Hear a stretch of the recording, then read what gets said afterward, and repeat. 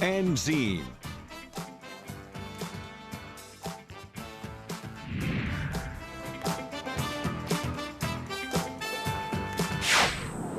This is a presentation of KCRG TV9 Sports.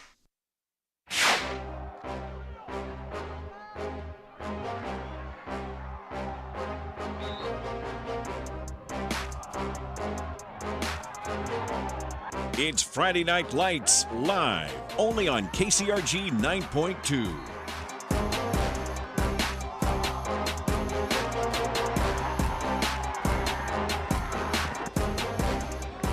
Welcome to Independence. Here we are, week 8 of Friday Night Lights live on KCRG 9.2. We picked a good one tonight for the game of the week.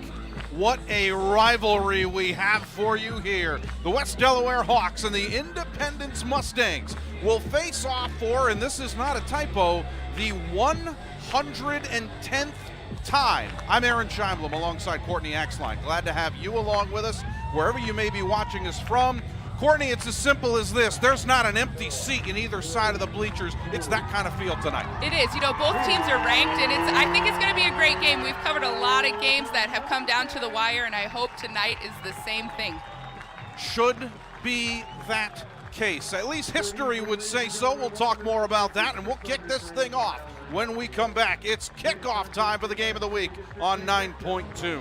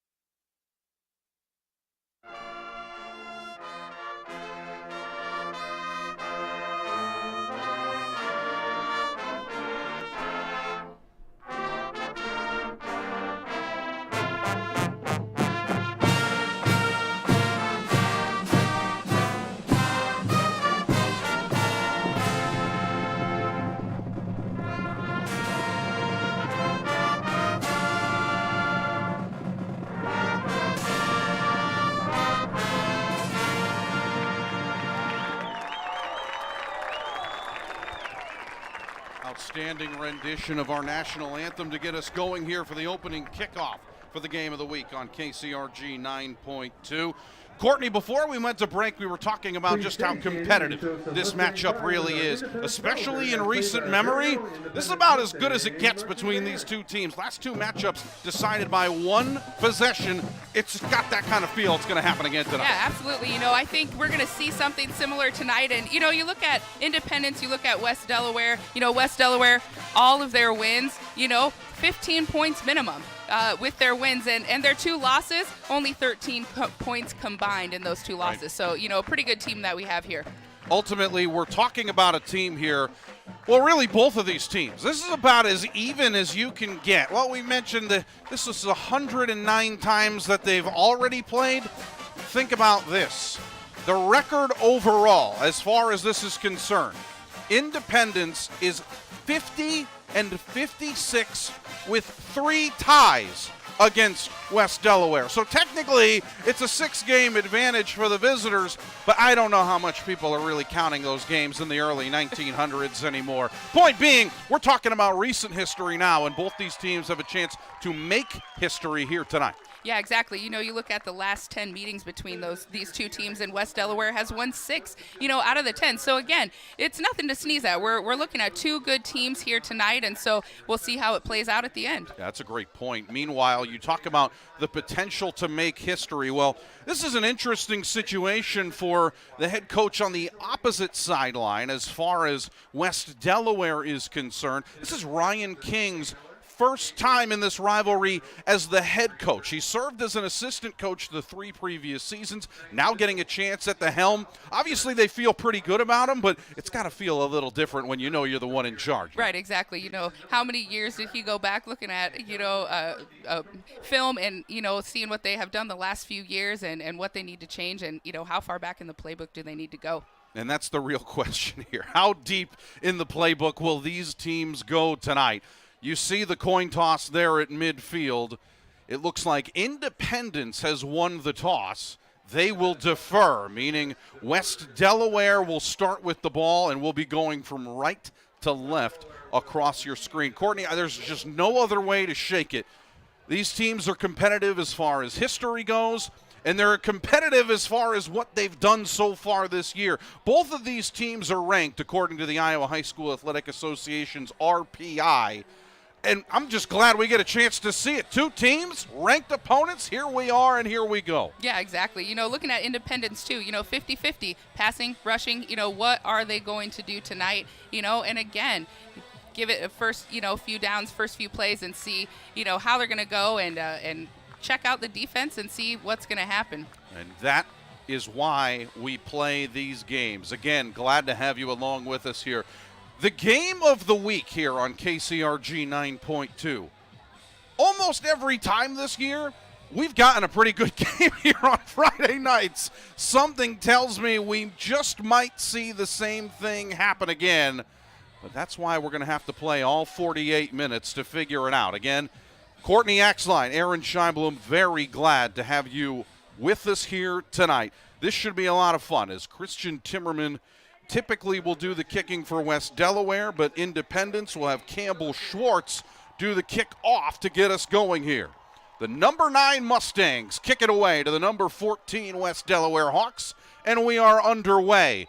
Kickoff will go into the end zone, so it is a touchback and our first chance to take a look at this Mustang offense. Something that you've already mentioned, this is about as even as you can get, 50-50 down the middle.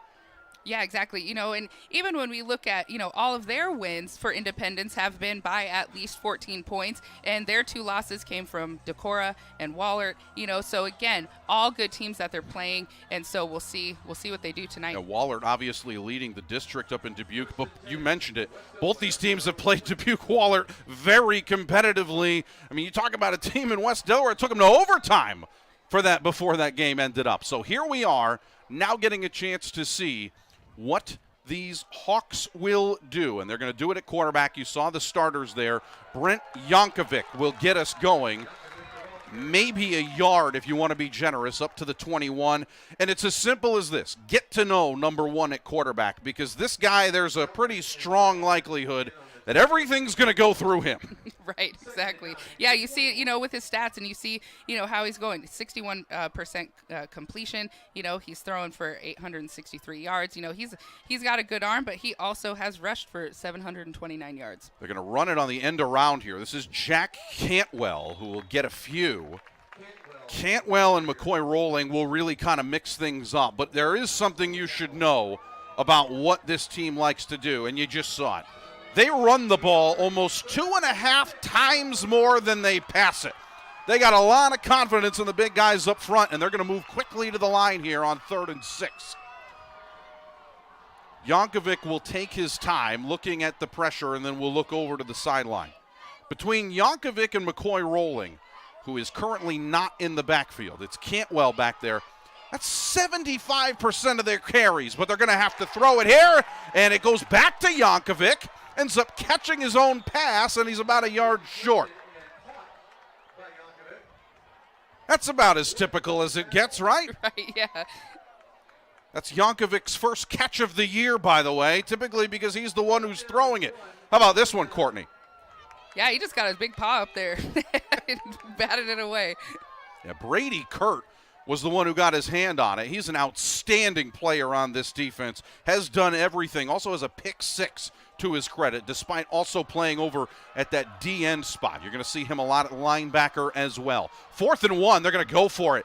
Jankovic will keep it, and he needed 1. He gets 4, easily enough for the first down up to the 33-yard line. Aggressive play, but that's what you do in a rivalry. Yeah, exactly. And it'll be interesting to see how often they go to Jackson, or are they going to switch it up? He's one of their top receivers, and so, I don't know. Are we going to go with him, or are we going to, pull some tricks out of our bag? Yeah, you're talking about Seth Jackson, of course, this wide receiver. You'll see him wearing number 4. Perhaps they'll get him involved here. Jankovic will keep it himself on the option, able to cut back for a couple more yards and gets a gain of maybe 3. That'll bring up 2nd and 7. Yeah, this is a team that really tries to stay balanced. But when you talk about that receiver and Seth Jackson, I'm sure we'll get a chance to see him. He's going to be towards the bottom of your screen when we come back out wide. Guy has 26 catches so far this year, so they will keep him involved. You see him right there over the scoreboard. 2nd and 7 is the call. Jankovic again from the pistol. 3-step drop, looking towards that way, but double covered. Still in trouble. Jankovic throwing, caught over the middle, and getting tackled right around the 40-yard line. How about that impressive play to hang on to it? Now getting McCoy Rolling involved.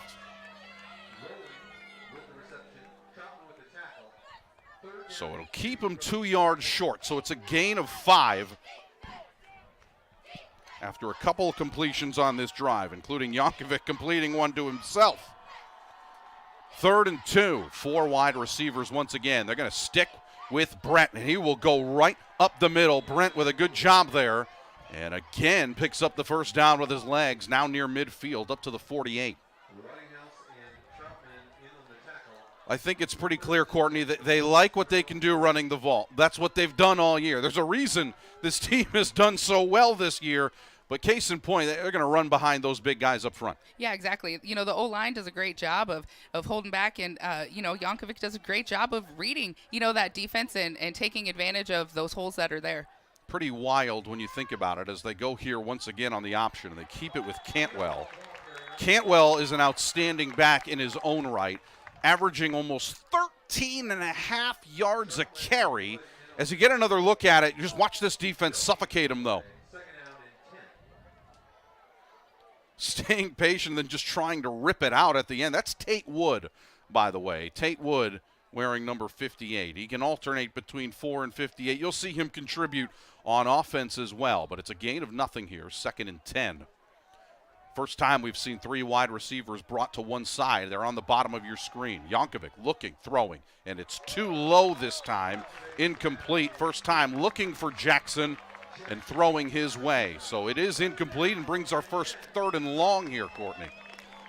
Yeah, obviously, we're going to go with a pass.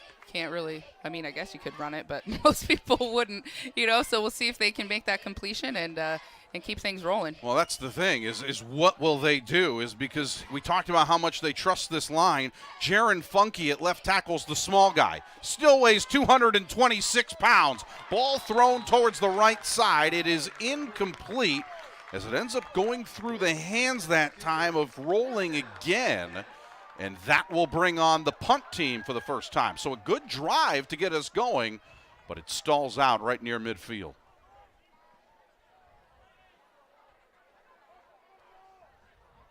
Gage Weber handles the punting duties. He will stand back at his own 35-yard line. After a 4-minute drive, a spiraling punt that is returned, and here we come back the opposite direction, coming towards the near sideline and getting past the 20. Pretty good return there, and that's where the Mustangs will take over. And this Mustangs offense, after Bryce Christian on the return, this Mustangs offense is as simple as this, Courtney. I mean, we talked about just how balanced they are, how good of an attack that they have, but they really like to highlight the playmakers. And case in point, a lot of it is going to run through E.J. Miller at quarterback. We'll talk more about that in just a moment. But you'll notice a very similar formation. They'll also use the shotgun a lot. They'll also use a lot of these different things and trying to get as much as they can into empty space. They're going to quickly run this jet sweep pass to Brady Kurt. You saw him on the defensive side, now getting a chance to see him go offensively. Gets a gain of about 3 here, so 2nd and 7 upcoming. So Brady Kurt, it's unbelievable how much they use him on offense. You see him right there, number 33. That's his 58th catch of the year. They love to get him involved. He has more than 3 times any other receiver on this team. Yeah, it's pretty amazing. You know, you average out, 793 yards total that he has had this year, 13 yards per reception. So it's pretty crazy. As Chris Meyer on the catch there. That's his 18th so far this season. And I will say that's the thing. It's easy to come up with 58 catches when it's just tossed in front of you, right? Like, exactly. Easier said than done, of course, but I would imagine they're doing it in more ways than just simply handing it off to him right in front. Yeah, absolutely. He also has 9 touchdowns. So, we're looking at a lot of variety, when they go to him. Yeah, E.J. Miller at quarterback can certainly sling it. As that one looking that time towards the left side, it was Zeke Simons on the intended receiver, but that time incomplete. And it will bring up a 4th down quickly. So we'll talk more about E.J. as this night goes on. Believe me, he is an absolute star at quarterback for this team. The senior has done a tremendous job throwing the football, but give credit to the Hawks defense here, quickly forcing a 3-and-out. Andrew Rottinghouse is back to punt. Muffed the snap for a moment, but then clearly punts it away. Gets a friendly bounce, and that'll help. It'll be downed right about, well, I think somebody kicked that, so it shouldn't count all the way back there, but that's where they'll mark it, inside the 20 at the 17-yard line. And now you see the officials coming in for just a moment. We'll have to see where exactly this ends up. One more look at it. Let's see. Was it kicked? Good job picking it up. Let's see how that happened here. Now you see everyone going for it. And yeah, that very clearly hit somebody's leg. So they're going to have to move that ball up. You see the officials talking right around the 15-yard line, and they're doing the right thing. They are indeed going to move it up to about the 30-yard line, officially the 29. There we go. I think it kind of just reached a point when they said, all right, this looks good, right? This is close enough. Average it out, right? So 1st and 10, both teams have had a chance with the ball, but nobody doing too much. These Hawks were able to get to the 48-yard line. Let's see if they can get past that here with 6:18 to go here in the first quarter. They're going to stick here on the option, and you have to give credit to what the Mustangs are doing here early. They're packing it in, Courtney. Yeah, they really are. And, obviously they've looked at, game film and noticed that they do a lot of running in the middle. And so, they're just trying to get them to go out. Maybe they can, get more of the passing and a lot more turnovers maybe. Under 6 minutes to go now. 3 wide receivers, and they'll bring in a tight end. Jankovic will throw. He's looking towards over the middle, and he overthrew his intended receiver. It looks like that time Ryan Hilby was running right down the seam, and perhaps a little too much adrenaline looking for him. Quickly brings up a 3rd down here and 7. And again, another passing situation here, because this is certainly not 4-down territory. No, absolutely not. And you look at the Mustangs, too. They have 11 interceptions this year with the defense. And so, again, just have to be careful as you are, hitting the passing plays and making sure you're you're hitting those receivers where they are. That's a great point. They love to ball hawk. Yankovic looking left, in trouble. Now tries to get away from pressure, and he will. He's going to pick up the first down and more. Yankovic will fight towards midfield. Boy, that play looked like it wasn't going anywhere, but Brent able to turn nothing into something. A big gain on 3rd and 7, picks up the first. And you see it just getting out of trouble. So good job that time getting officially to the 48-yard line. They liked it so much on the first drive. Let's see if they can get past it here on drive number 2. They're going to stick it up the middle. First carry here for Rolling, and he will get a gain of 3 yards. Ultimately, you're talking about a two-headed monster in the backfield, Courtney. Both of these backs can really run it well, and they have. Yeah, they do. They both, anywhere 6.5 yards per carry, 13 yards per carry. I mean, that's nothing that, you want to look down on because obviously, you hit those guys and, 2 plays, first down, and just keep chipping away down the field. And nobody's running it that well, even in the video game. That's just unreal to see those numbers on paper and then to see him do it in person. Also fascinating here. 2nd and 7, under 5 minutes to go. Yankovic will keep it himself. He is indeed wrapped up relatively quickly. A gain of maybe a couple here. Sam Hamilton was the first one to bring pressure that time for the Mustangs. And it brings up a 3rd down again, 5 yards away from that first down marker.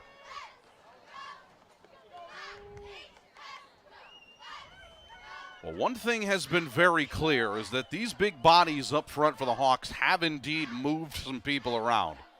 Let's see if that success continues here. 3rd and 5. Yankovic looking right, pump fakes. Now we'll throw it deep down the right sideline. It is intercepted. This team loves to pick passes off. They've got another one here. That's the 12th interception of the season for this team as Andrew Rottinghouse just came up with his 3rd of the year. It's as simple as this, Courtney. This team is so difficult to pass against. You got to be careful, and that time just undercutting the deep ball. Yeah, he just steps right in front. I mean, he just read that so well and was able to step in front and get that interception. More times than not, that's a pretty smart decision to throw it into man-to-man coverage, looking for Ryan Hilby.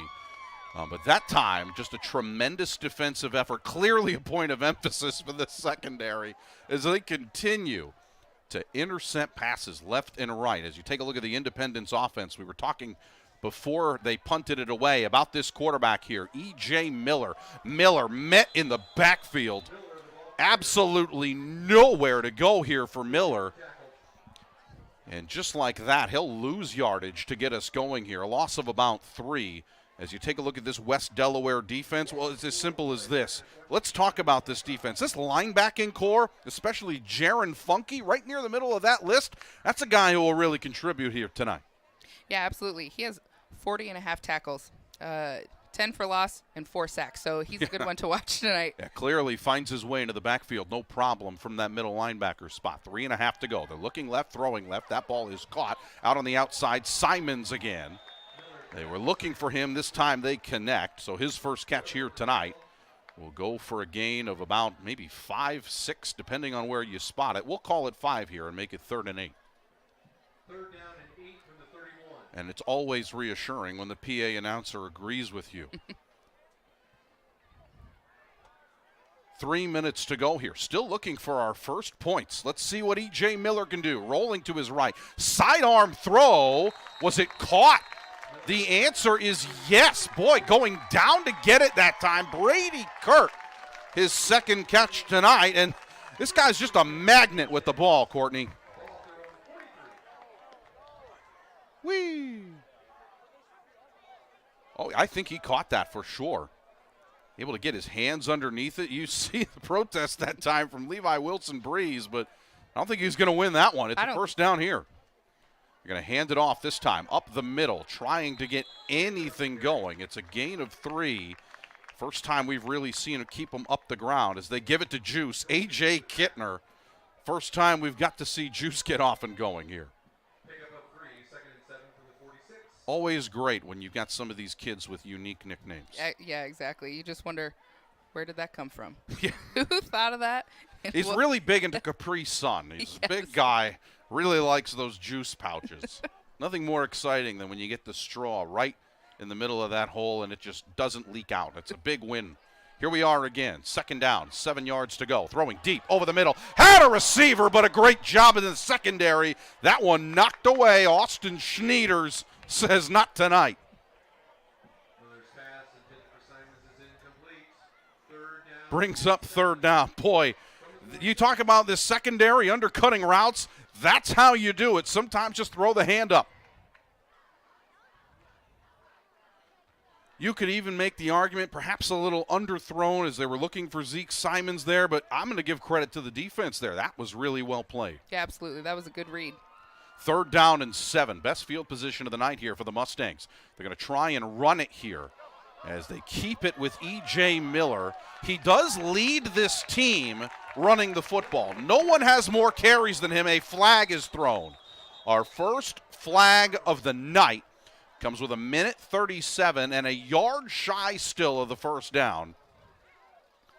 Perhaps this will be an interesting penalty here. It did come in a little bit late. And it's the first time we'll get a chance to hear from our lead referee, Steve Schaub. Here's the call. Personal foul, face mask, defense number 24, 15-yard penalty, first down. Well, we just saw a great play from Austin Schneiders. Now this time he's flagged for 15 yards. So what would have been a 4th and 1, add 15 more onto it, give him an easy first.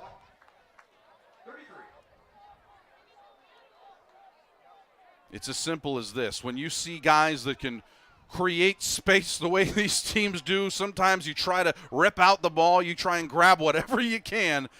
The one thing you can't grab is the face mask. Yeah, exactly. And, a penalty like that, with the ball here on the field, that's not the type of penalty you want. So we'll see if Independence can make anything out of it here. Best drive of the night for the Mustangs with 1:25 to go. They're going to fake the handoff. Miller will keep it himself. Miller will fight forward inside the 30 to about the 29-yard line. So give him a gain of 4 to get us going here. It's 2nd and 6. And Independence knocking on the door now. They're getting close to scoring potential here. This is not a team that will typically kick field goals, Courtney. Campbell Schwartz has done a decent job kicking, but they're looking for 6, not 3. Here comes the blitz. They're going to hand it off this time. Kittner gets free. Kittner still fighting, has enough for the first down. A gain of about 7 for him, and that will move the sticks.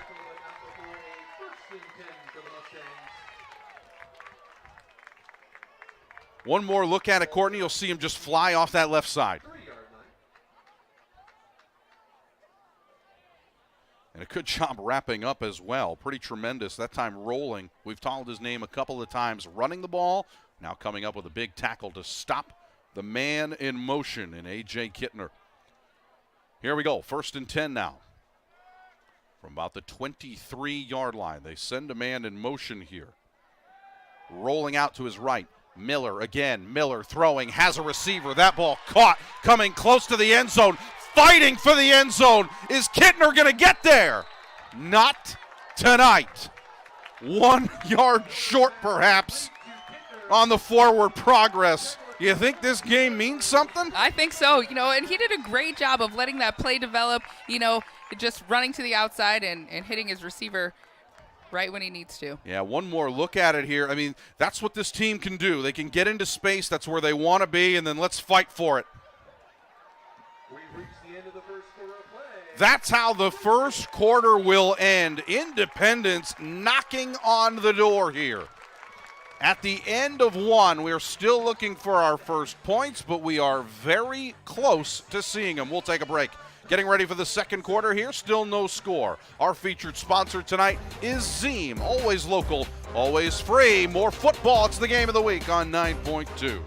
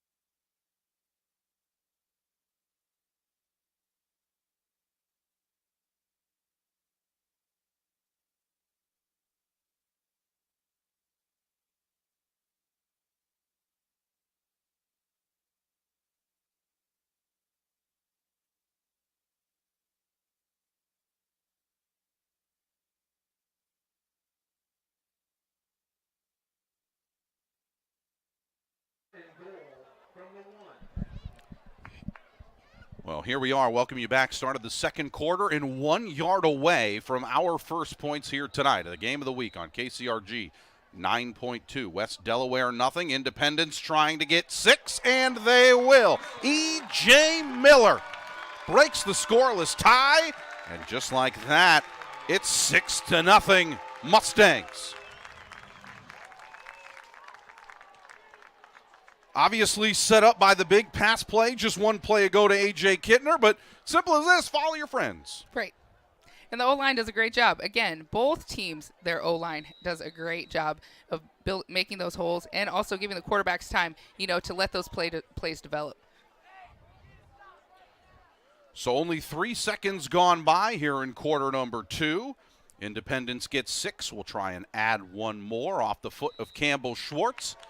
And I'm pretty sure he kicked that back to Manchester. Up and good. 7-0 the score. We will take a break. We'll see what the Hawks can do when we come back on 9.2.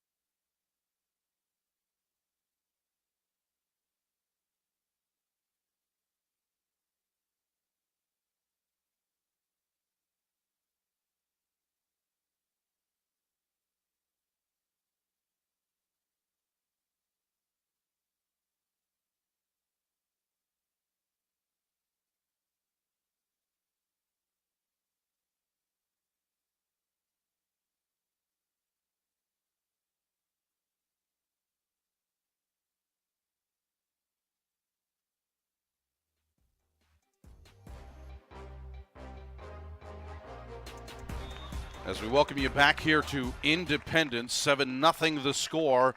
And we just had a kickoff return to about the 20-yard line here as West Delaware will try and get things going. It's as simple as that.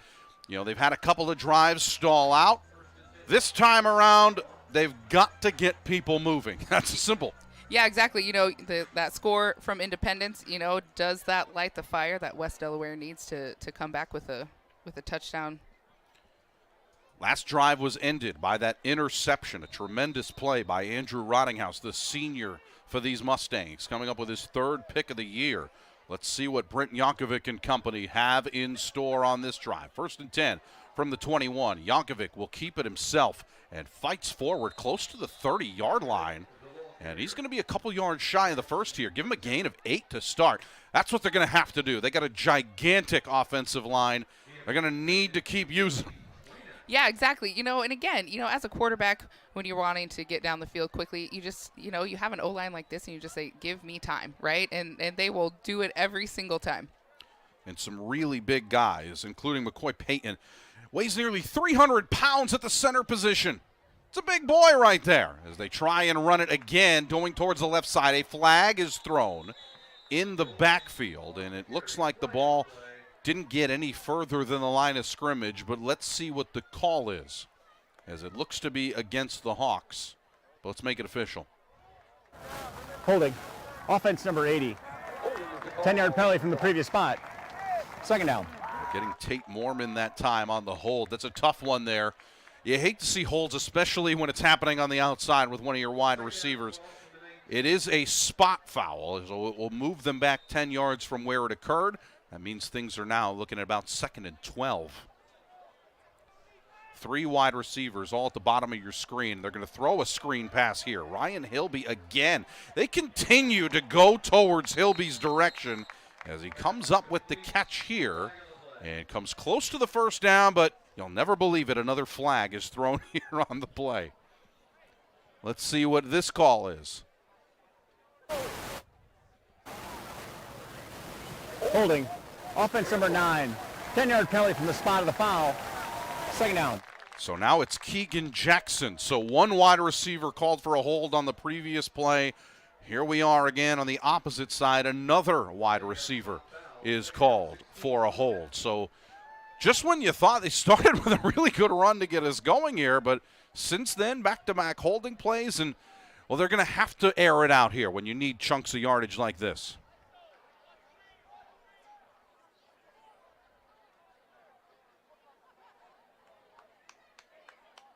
So let's see here. Throwing.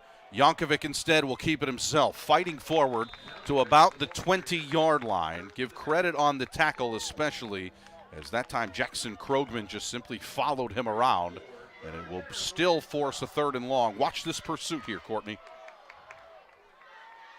Yeah, he had the space, but then those defenders just jumped right in and took him down. Yeah, give credit there now with about 10 minutes remaining in our first half. West Delaware again put in another 3rd and long here. They're going to have to throw it, but a timeout will come first. The Hawks will take some extra time to talk about it. We'll take a break while they think about it as well.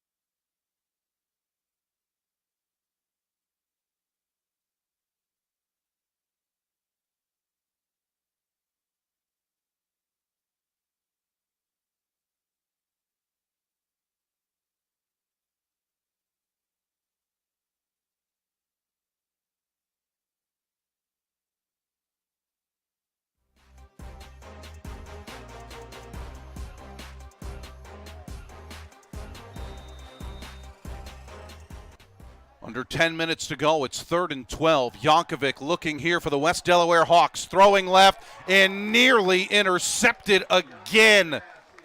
You see the reaction there as that time getting in the way. It looked to be Cameron Roth. Pretty close. We'll get another look at it here, Courtney. Again, this is where Independence wants you, these obvious passing situations.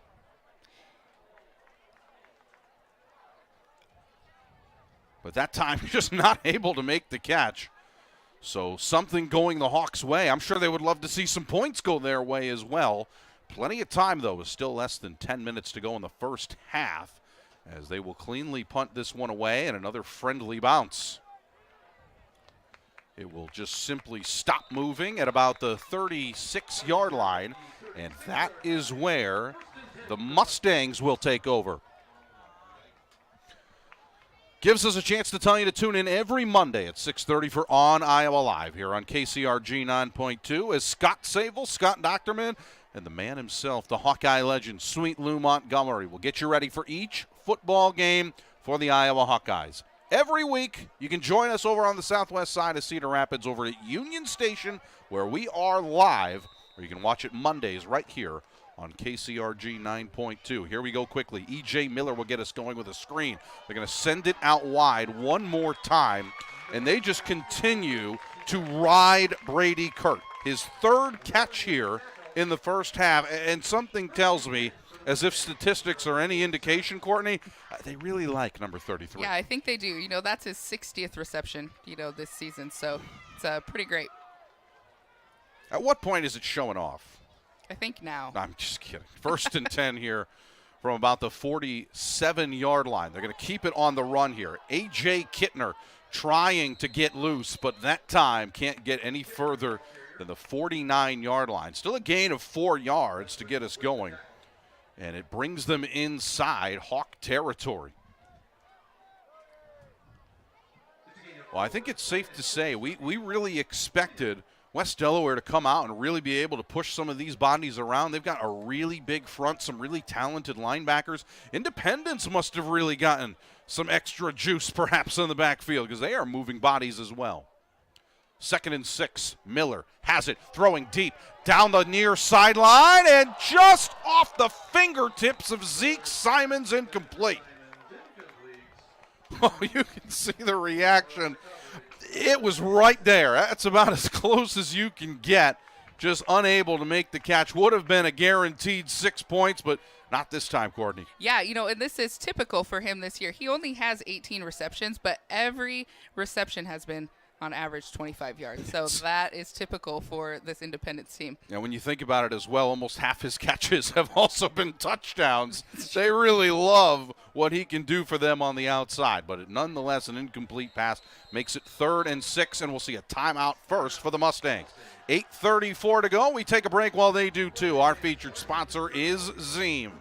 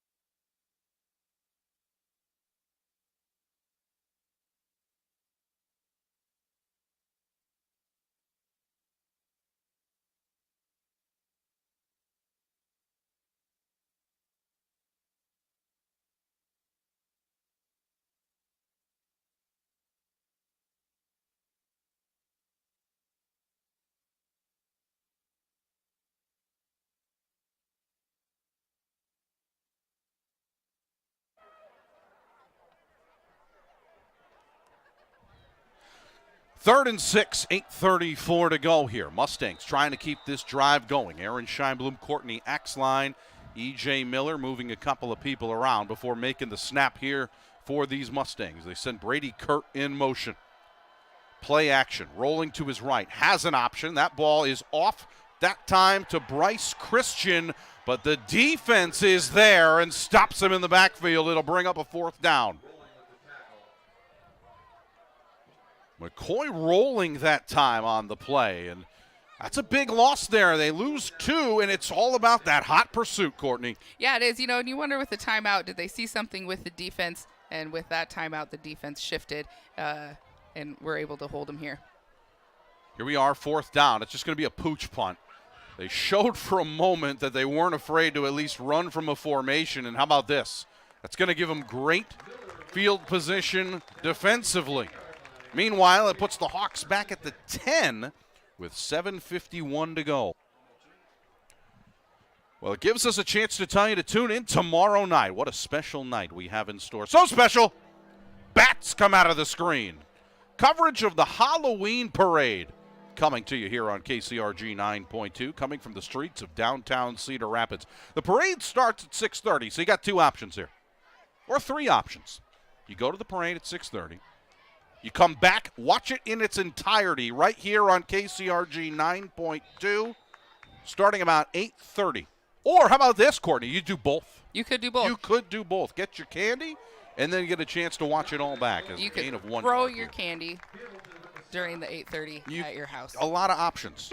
A lot of options here, as there's going to be a gain of 1, maybe 2 yards here as the clock will continue to run. And really, it's as simple as this.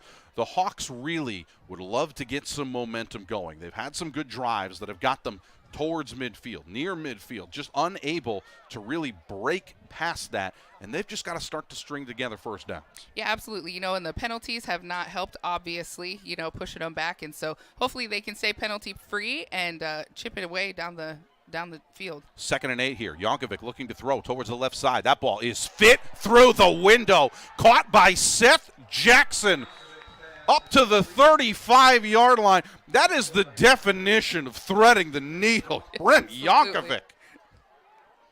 My goodness, what a throw. This is worth the replay. Best throw of the night. Get through 2 defenders.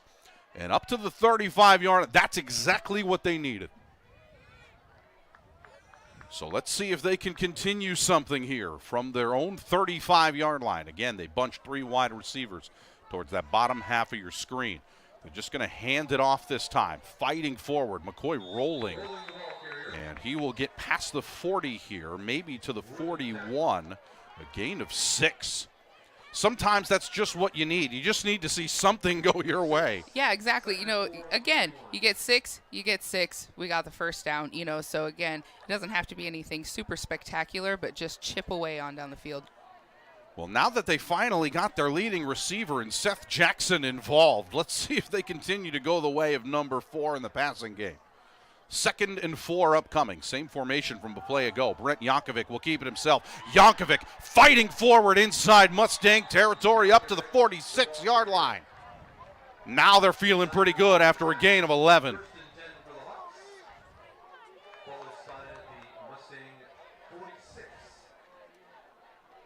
And a good start to this drive here. Remember, started all the way back at their own 10-yard line here. So have already gained 44 yards on this drive. Done it with a couple of really good plays, especially that big pass play to Seth Jackson. And now the Hawks are in business. What do you do here?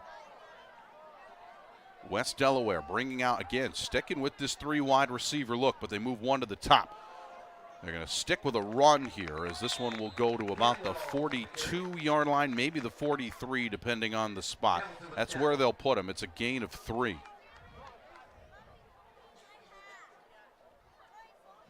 Gain of 3, 2nd and 7 from the 43. Well, I know we talked about that, especially with the Hawks. They like to run the ball a lot more than they pass it. They've been pretty even so far here tonight. Yeah, they really have. Again, you're just reading the defense, figuring out what's going to work, what's not, but the offensive line is holding their own and giving Yankovic those holes that he needs too. 2nd and 7. Brent will keep it as Yankovic fighting desperately up to the 40-yard line, and he will add 2 more to his rushing total. Still about 4 yards shy of the first down here, but there's a big difference between 3rd and 4 and 3rd and 12. You've got options now. Yeah, absolutely. And with 4.5 to go, down by 7 here in the first half, you could even make the argument this is 4-down territory at this point. But let's see how they handle it. We'll know a lot based on the play call here as far as what they plan to do if it does get to 4th down. Of course, you're trying to pick it up here. 4:10 to go. Yankovic from the shotgun. They're going to hand it off up the middle. Lots of room to go this time as Jack Cantwell can do it quite well here as he picks up the first down up to the 33-yard line. That's a big gain for them. From the Mustang 32. And finally, back to that point where they're really trusting these big bodies. And Cantwell certainly a good guy to get going. You mentioned it, Courtney, a guy who averages more than 13 yards a carry. They really want to see him succeed. They spell him for a moment, and they bring in Rolling, fighting off that left side. He gets past the 30, up to the 29-yard line for another gain of 3. And it might not seem like much, but these 3-yard gains, 4-yard gains on first down, that's what's really made the difference for them. Yeah, absolutely. You see him chipping away, and now, that you've run several plays in a row, do you fake the run and, hit somebody over the top for that touchdown?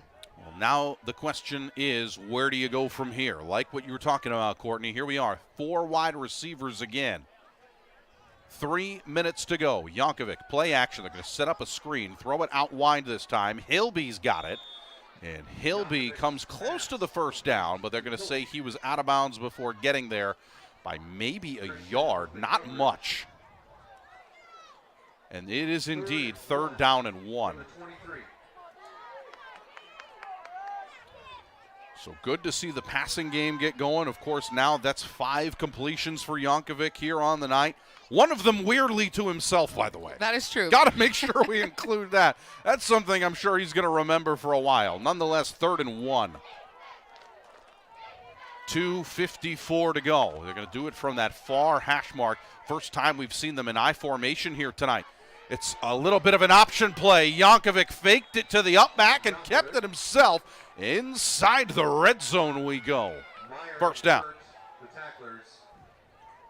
Gains enough for a 1st and 10 for the Hawks.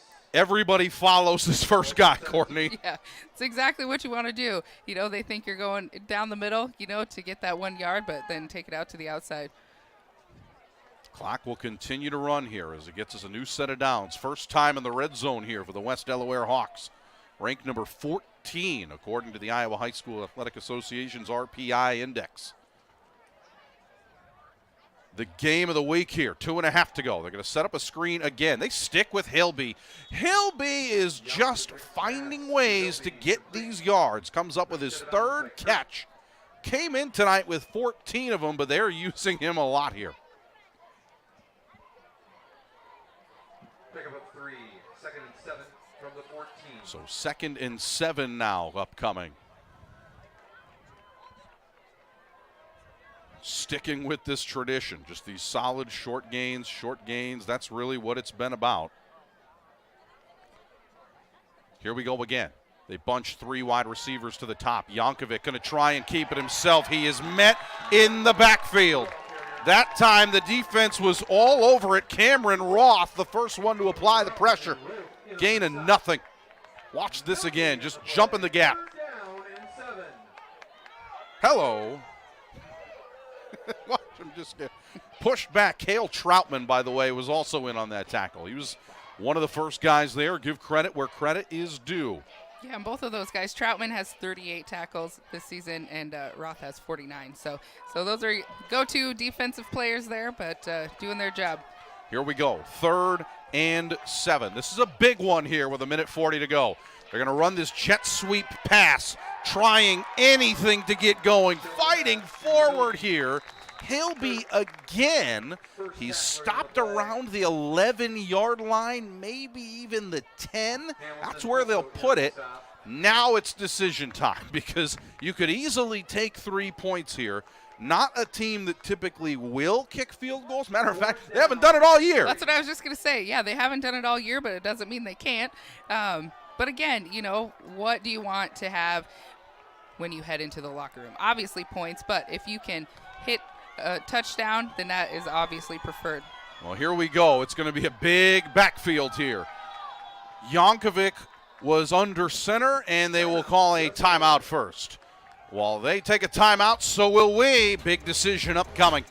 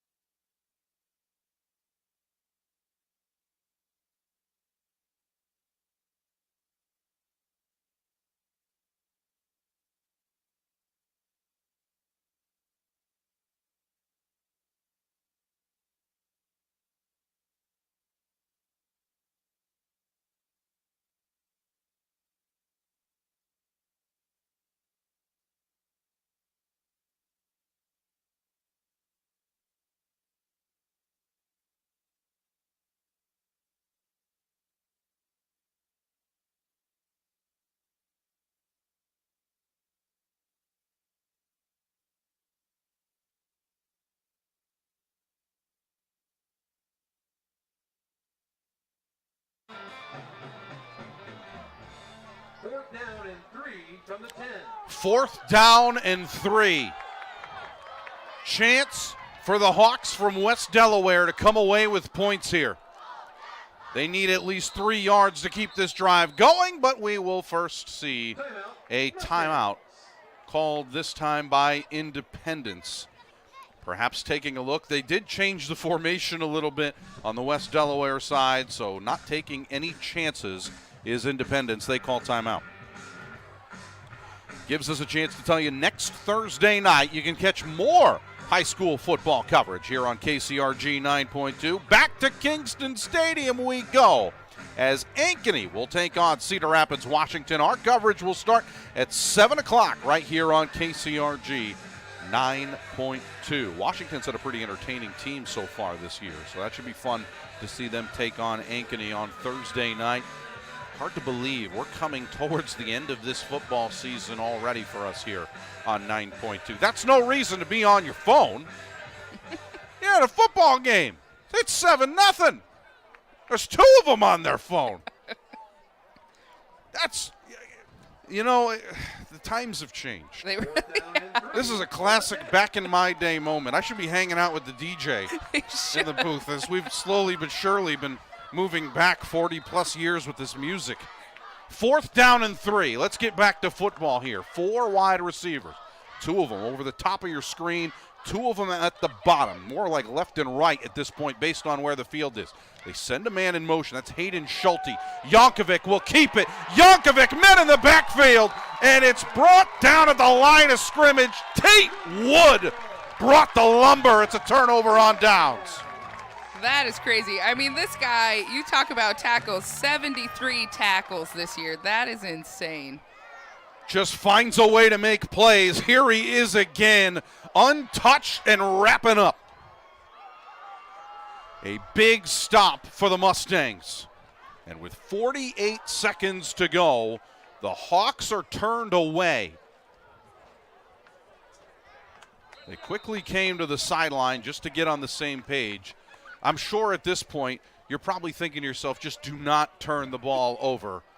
You know, they only have 1 timeout remaining, so you likely are just going to run this clock out. But I've been wrong before. Right. And this time I am proud to say that I am right, as they just simply fall to the ground. We'll likely see that one more time. You know, it's weird because it wasn't that long ago. It was about 3 years ago. We were here for a game against Clear Creek Amana, and I said the same thing at the end of the 4th quarter. I said, just run the clock out. Let's go to overtime. CCA did not do that. Ends up punting it back to Independence, who then pulled off what was termed the Mustang Miracle, a Hail Mary with no time left to win the game over the Clippers from CCA. So the point being, I don't like to assume, I just like to believe. Right. As likely one more play here needing to be called. We'll see a timeout first for Independence as they ran the play clock all the way down. We take a break while they do too.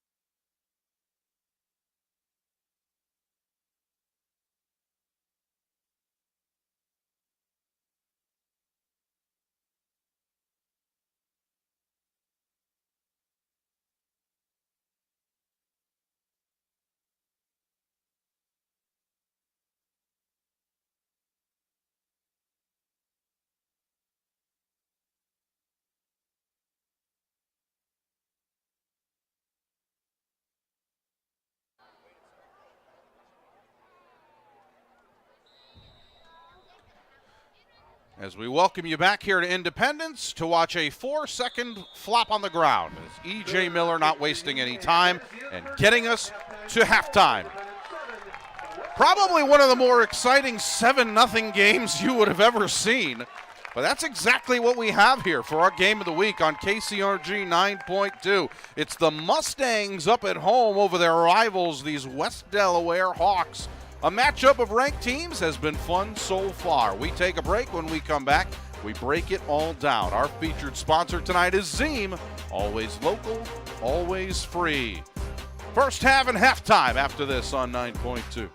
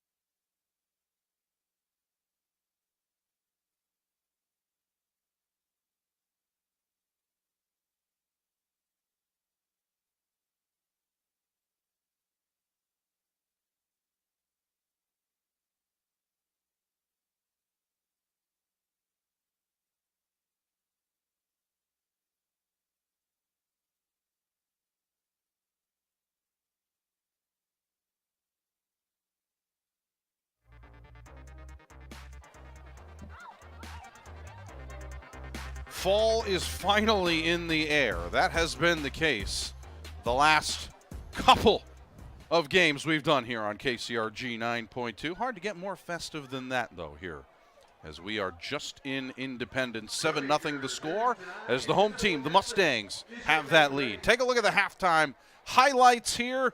Really, these offenses took a little bit to get going. That doesn't mean they didn't have some good plays to go with it. Like that one, completing a pass to yourself. Why not? And then just trying to get something going here. This was a pretty impressive play. And then getting big yards to keep things going. Brent Yankovic, he's just a creative guy when he gets into space. He really is. You can see him, just rolling out and doing the things he needs to do to get the play off. That time, give credit to the defense as jumping and undercutting the route. Andrew Rottinghouse, his third interception of the year, came up with that pick in man-to-man coverage, and that sets up a great pass play all the way down to the 1. Look at him fight for it as well. Pretty great stuff to see the back and forth. Away we went. That time it was A.J. Kittner ending the first quarter, and then the second quarter, there are your points, Courtney. Wasting no time, E.J. Miller running it in from 1 yard out. That made it 6 and then 7-0. And then how about this? Trying to get more things going, and then the defense stepping up for the Hawks. This was a big stop for them. Starting a drive from their own 10-yard line. This pass is perfect. Throwing it in between double coverage, finding the receiver that time, their leading receiver in Seth Jackson, and then driving it all the way down inside the red zone. They had a chance, Courtney, and then that set up just a heartbreaking stop right here. Yeah, absolutely. You have Independence come through and just make that huge stop so that they can head into the locker room ahead. That gave us the score of 7-0. That's where we're stuck at here at halftime. One thing that you'll never be stuck with, listening to this outstanding Independence marching band and watching what they do. So without further ado, we join them at midfield.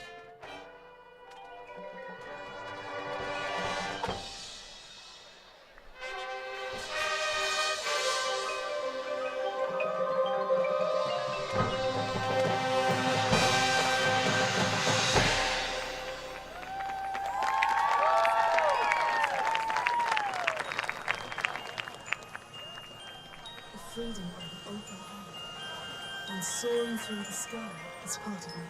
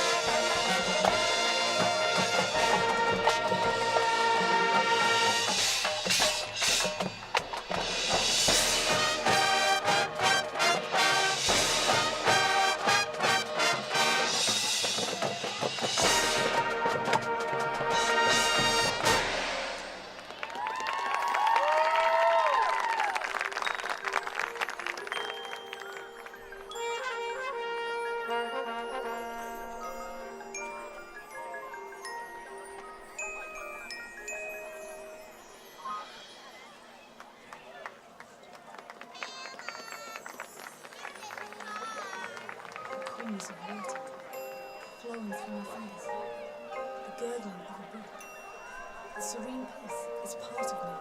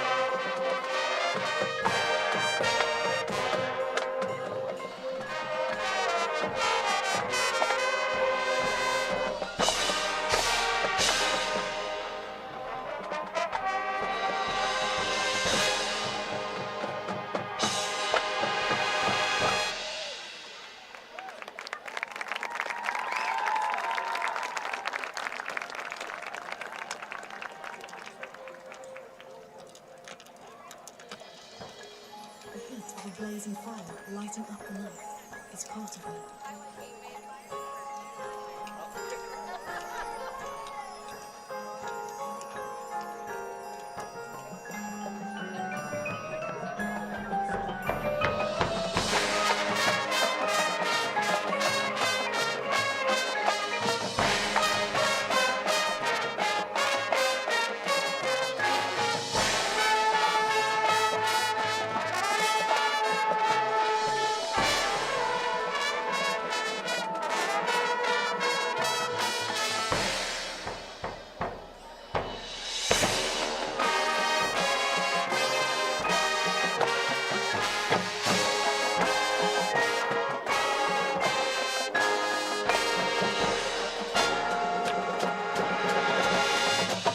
The four elements that connect us.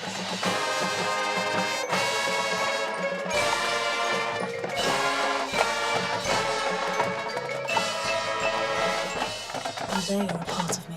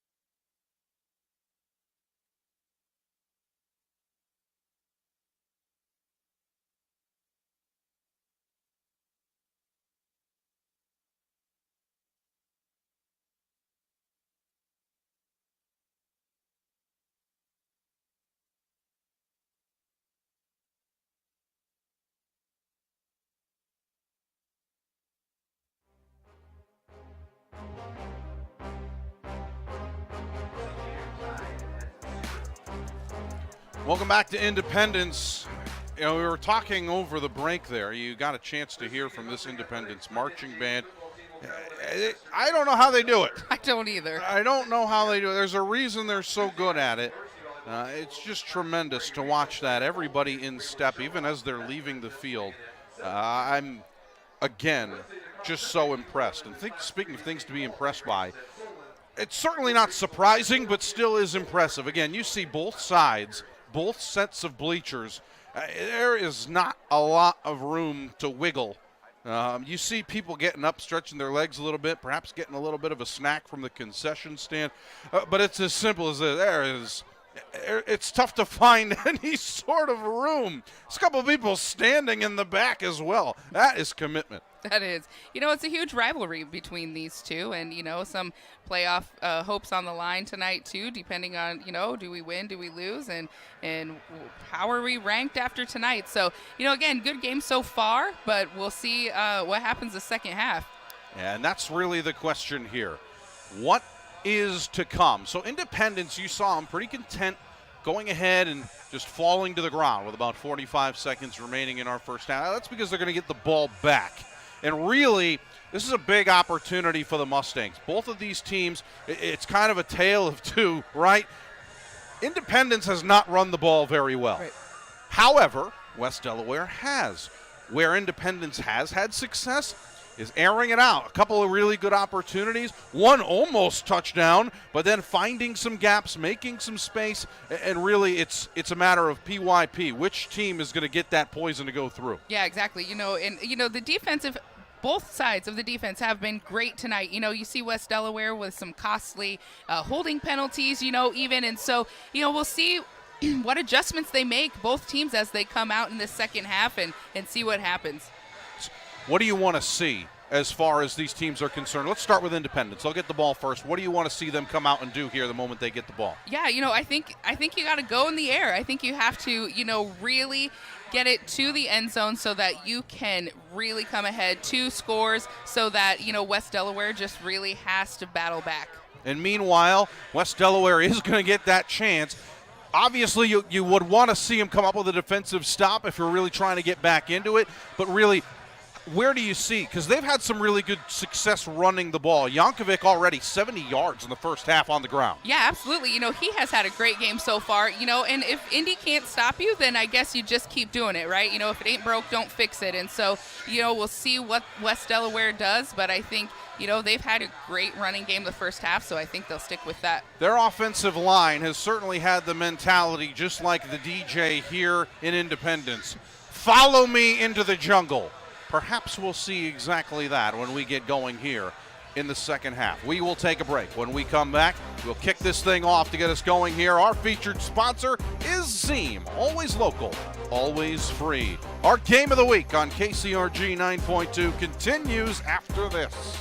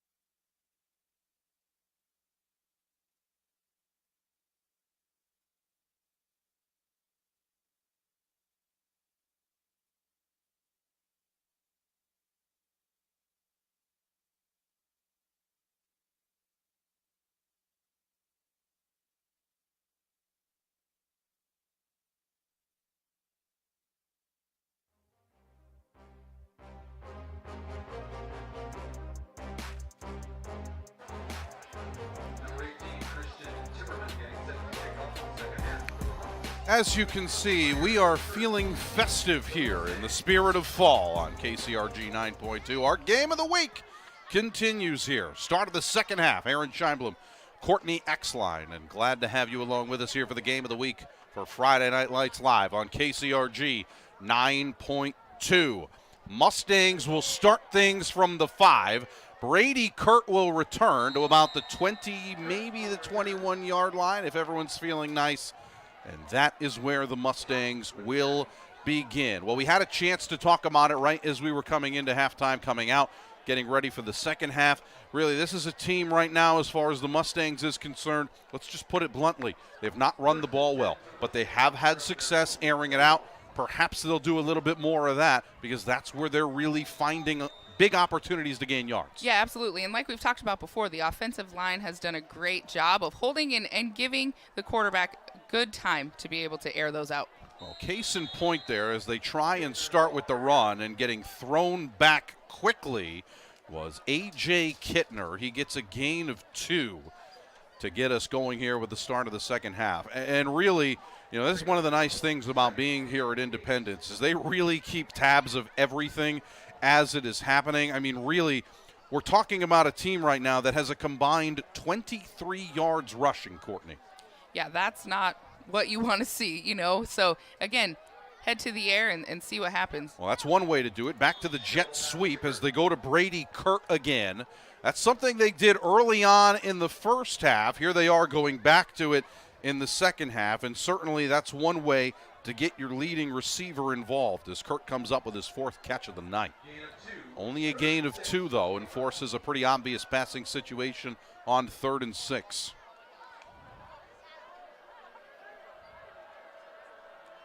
And E.J. Miller is an outstanding quarterback. They just haven't needed him to throw it deep yet. This time they go with another jet sweep pass. It's Chris Meyer, and Meyer is stopped again right around the line of scrimmage. Watch these guys just come forward here, Courtney.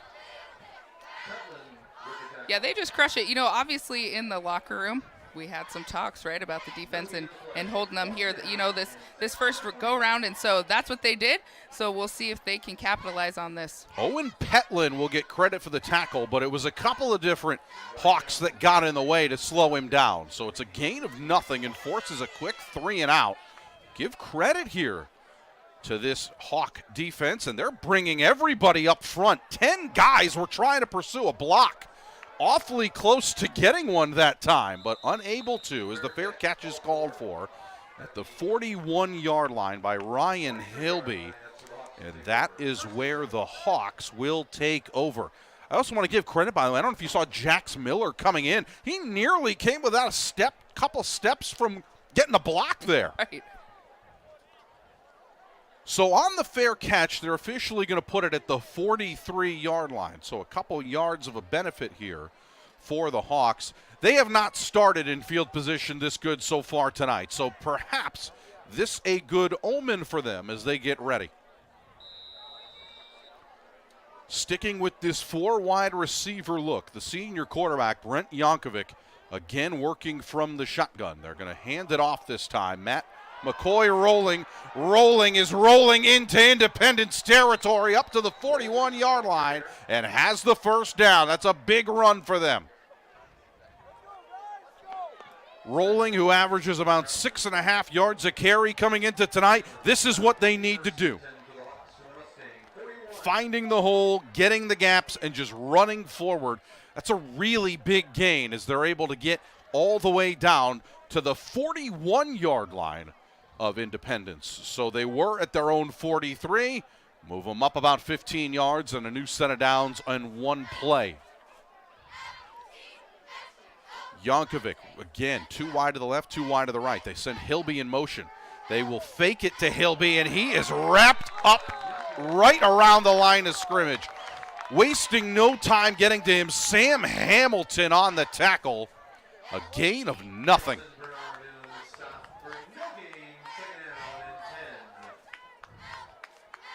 And Yankovic, we talked about it at halftime, has had success running the ball and certainly did in that first half. That was his 15th time running the ball tonight for 70 yards on the ground. He's been the guy on offense. Yeah, absolutely. And the Mustangs, it looks like they talked about shutting that down, at halftime in the locker room, and see if they can do it again. 2nd and 10, again from the 41-yard line. They will hand it off this time. Jack Cantwell finds a little bit of room and goes for 8. Up past the 35 to the 33-yard line. It'll bring up 3rd down, but now only a couple of yards away. This is kind of what we saw in the first half, Courtney. When they're in these 3rd and short situations, they're having a lot more success. Yeah, they really are. They're just breaking through, finding the holes, finding the gaps so that they can, convert that 3rd down. It's good to have options here. 3rd and 2. Yankovic just gives it off to Cantwell. Cantwell tries to bounce to the outside, gets past the 30. That's where he'll be marked down. Enough for the first down. They needed 2. He gets 3. Christian, the tackler. The game is an upgrade. 1st and 10 for the Hawks. West Delaware now starting to do what we thought they would. Again, big guys up front. You talk about Lawyer Krogman at left guard, 244 pounds. We mentioned McCoy Payton, nearly 300. Parker Peterson at right guard, 270. And Owen Petlin on that right side as well, also 250 pounds to his credit, as that one's going to go for a gain of 4 as they stick with Yankovic again. This is how the Hawks really succeed. It really is. Yeah, chip away, right? We talk about this a lot, 4 yards, 3 yards. You just chip away down the field. Eventually you get to the end zone. And there's a reason why at 4 and 3, West Delaware is still highly thought of. Those 3 losses have all been to top teams as they run it again with Cantwell, who gets about a yard shy of the first down up to the 21-yard line. When you look at who they've played, they started the season against a team in Western Dubuque, going up a class. They're ranked number 6, by the way, at 4A, losing that one by 8 points. Going up against Decorah, currently ranked number 2 in 4A. They're 31-25 in that game, and here we are against Dubuque Wahlert not too long ago. We mentioned going to overtime, 17-14. Was the final score in that one. So they'll pick up the first down, but the point being, Courtney, this is a team that's a lot better than what their record would reflect. Yeah, absolutely. That's where you have to look at, like you said, the stats, the games, the scores, and who they're playing, because it doesn't mean just because they lost that, they're a horrible team. So, and it's showing tonight, they're able to chip away. They're figuring out what's working so that they can get down the field. Similar to those in Iowa City, don't sleep on the Hawks because they just might catch you. 1st and 10 now inside the red zone again. 2nd time tonight that the Hawks have made it here. Of course, the question becomes, can they score at this time? They were turned away on a 4th and 3 last time. Yankovic tries to bounce it. In trouble and goes backwards a yard. Back to the 20. Really good tackling that time, as they very clearly circled in on number 1. Yeah, absolutely. You have 70 yards in the first half. That's definitely something that is going to be talked about in the locker room at halftime. Clock continues to run here. Now 5 minutes and 40 seconds remaining in quarter number 3. It's been a defensive battle so far. Where do you go from here? This is a 2nd and 11. The Hawks haven't been afraid to air it out, but they've used a lot of short passes to make it happen. Yankovic this time will throw it. He's going to throw it towards that far side. It is incomplete, as he was looking that time for the intended receiver, Hayden Schulte. Unable to connect with him, and again, this is where they've struggled, these 3rd and long. Yeah, absolutely, because most of the time you have to pass, you have to go to the air. The times that they have stayed on the ground, again, they're not making the gains that they need to. So Yankovic, who is nearly 1,000 yards rushing this year, tonight has already eclipsed 800 yards as a quarterback running the football. He's going to be forced to throw it now on 3rd and 11. 5:15 to go. Yankovic looking. He's going to keep it himself on 3rd and 11. He fooled everybody inside the 10, and he has enough of the first down. They needed 11, and he picks it up. Wow. That takes some patience as a quarterback to let the defense get out of the, and stay in the pocket, get out, and then hit those holes. I think that was a designed quarterback run as well. You saw all 3 wide receivers on that far side of the field. They were going to block. They were not running routes. Give credit where it's due, and it gives us our first and goal here for the Hawks and a chance to tie it up. 4:40 to go. Jankovic this time will hand it off, gives it off. McCoy rolling. Flag is on the play. He was down at about the half-yard line. Let's see what the flag is. It's in the area of holding, right around the original line of scrimmage. Very quickly thrown after the play began. Here's the call. Holding. Offense number 68. 10-yard penalty from the previous spot. That's a tough one. You see that, similar to what we saw kind of in that second quarter. Some of these holding penalties that are just sending you in the wrong direction. But still, outstanding field position with the success we've seen him running the ball with. What's to stop him from doing it again?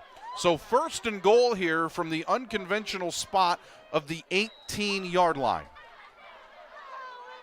Clock continues to run here. About 4.5 to go in quarter number 3. 2 running backs will join Brent Jankovic in the backfield. They will keep it. McCoy rolling has it. Rolling, fighting towards that far sideline before being pushed out of bounds at about the 14-yard line. So it'll be a gain of 4 and still a second and goal to go situation. So as this game has gone on, they've had a lot of confidence in these backs to really run behind the big guys up front. Perhaps a point of emphasis when they were discussing things at halftime. Clock stops for a moment, second and goal. You see it there at the bottom of your screen from the 14-yard line. 3 wide receivers are towards the bottom of your screen. Jankovic looking left, throwing left, has a receiver, and it hit him right in the leg. Incomplete that time. He was looking for Schulte again. And I don't know if he was surprised the ball made it through or what, but it's an incomplete pass and makes it third and goal now. Yeah, that definitely was another thread the needle pass right there, going through those 2 defenders. Yeah, Jankovic has shown confidence in his arm. Absolutely. There's no other way to say it. He trusts his receivers to make these plays, and against a team that loves to get in the passing lanes, he is certainly not afraid to do it. He's going to have to do it here. Third and goal from the 14-yard line. Jankovic, plenty of time, throwing over the middle, and incomplete. Out the back of the end zone. It will bring up 4th down, and as we mentioned back in the second quarter, Courtney, not a team that kicks field goals. So here we are, 4th and goal from the 14-yard line. They're almost certainly going for the end zone here. Yeah, absolutely. Even, Timmerman, his PATs, 5 for 9, so you just wonder, obviously, do we have confidence or not, in our kicker to be able to hit these field goals? So let's see here, 4th and goal, Jankovic from the shotgun. He's going to look right. They're going to throw the fade, and it's way too high. Incomplete. They were looking towards that far sideline, but unable to connect, as it looked like they were throwing in the direction of Saul Barron.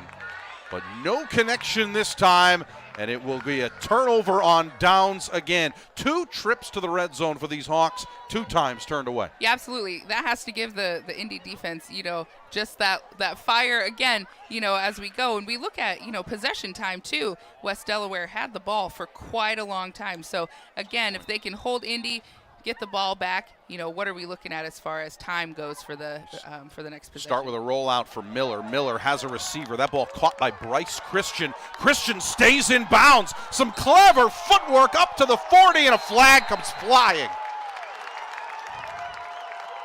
Now, I don't know if it's going to be a late hit or maybe hitting him up high, but certainly it looked like he was out of bounds from our angle. It's tough to tell from the press box.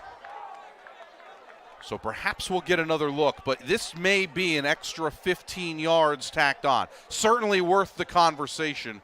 It didn't seem like it was very late after the play. Here's the recall. Take a look at this. So you're going to see some outstanding work here from Bryce Christian.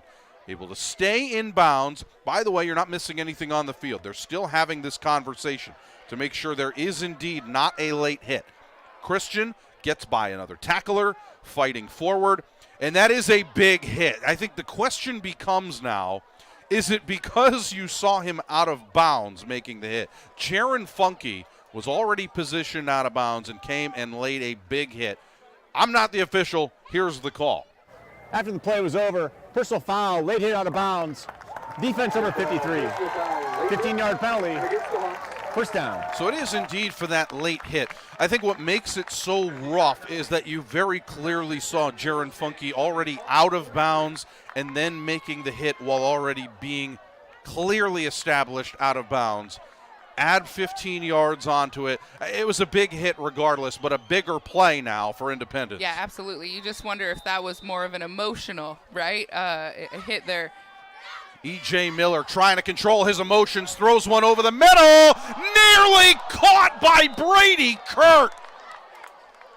At first you thought it had a chance to be picked, but Brady Kurt had it in his fingers, but can't make the catch. It's just incomplete.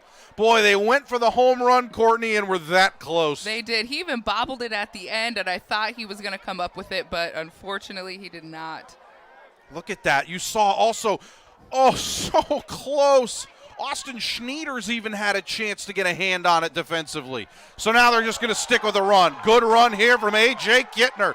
Kittner fighting forward, gets 11 before being sent back. Forward progress will give him enough for the first down.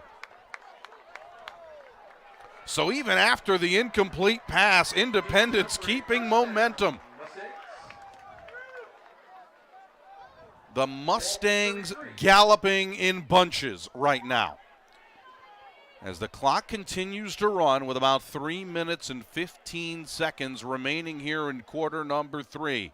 The game of the week here on KCRG 9.2. Aaron Scheinblum, Courtney Axline, our next edition of Friday Night Lights Live, as the ball trying to go right back up the middle. Well, this time nowhere for Kittner to go. After getting his best carry of the night, he is wrapped up quickly for a loss of 1.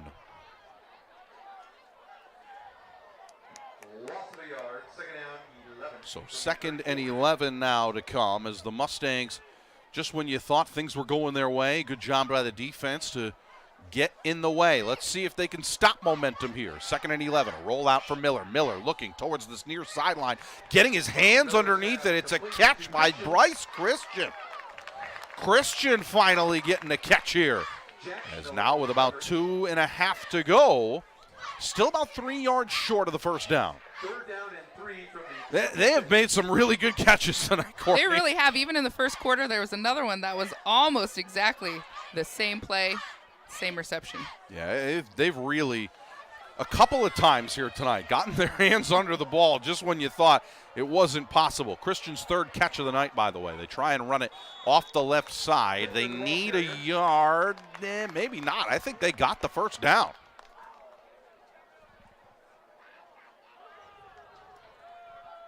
No signal yet. And there's the signal right there. So it is indeed a first down. They were right at the sticks. You could have measured if you wanted to waste a little time, but the officials say let's move. Under 2 minutes to go now here in quarter number 3. You have to believe if Independence can score on this drive, that might make a big change in how the rest of this game plays out. Yeah, absolutely. You think, will West Delaware stay on the ground, or will they try to go in the air a little bit more so that they can get those quick scores? 1st and 10. 1.5 to go. We'll see a timeout first by Independence. Timeout. We'll take a break while they do too. Our featured sponsor is Zeem. Independence driving up 7.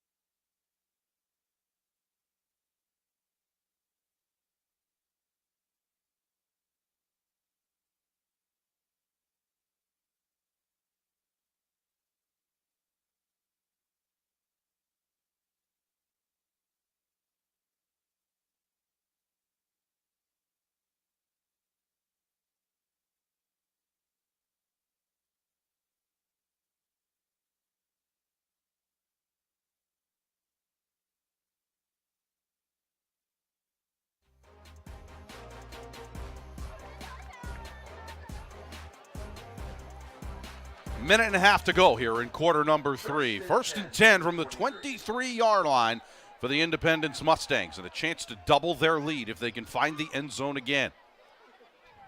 Aaron Scheinblum, Courtney Axline, Cameron Roth in motion. They're going to set up a screen out wide. Chris Meyer with the catch, and he won't get too far, maybe a gain of a couple.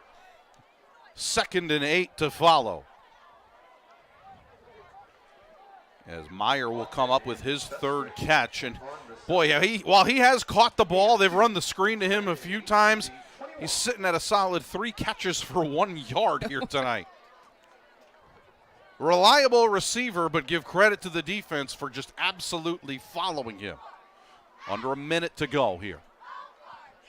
Miller now with 4 wide. He's going to look to throw, looking over that far sideline. That ball is caught. Zeke Simons, touchdown.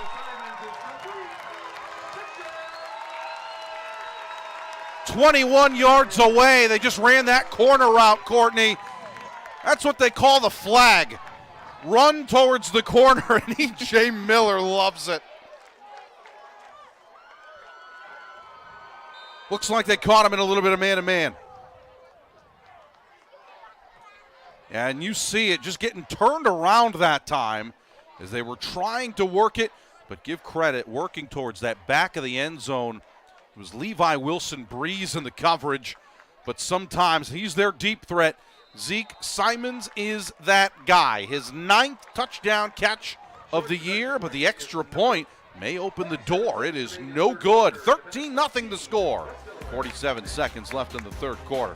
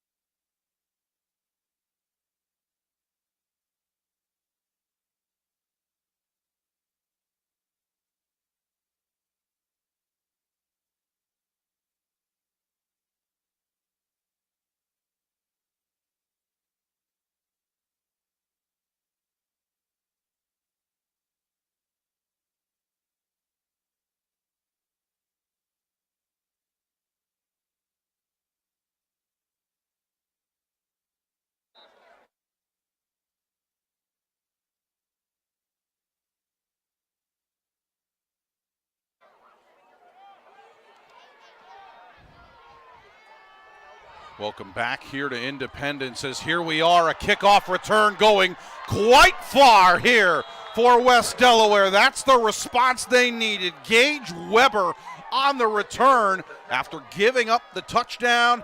A more great field position coming for these Hawks, returning it all the way to their own 43-yard line, Courtney. Yeah, you look at the West Delaware offense, and one thing's for sure, they cannot take as much time on this possession as they did the last one, being down 2 scores. Have to score, get the ball back, see what you can do. It was an impressive drive for what it's worth, but it's just the 2nd time they made it to the red zone and have not been able to score. 13-0.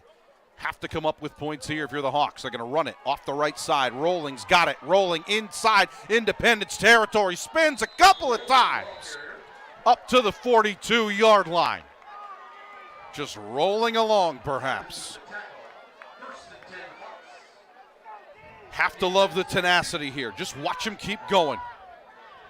1 tackle spinning away. 2 tackles spinning away. Only difference is that time you saw him hanging on for dear life. What a tremendous play by Zeke Simons defensively.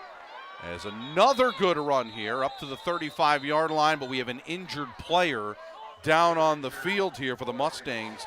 It's Aiden Bernard, who is struggling right around midfield with 11 seconds remaining here in our 3rd quarter. So we hope that he's okay as you see the training staff attending to him right near the eye at midfield.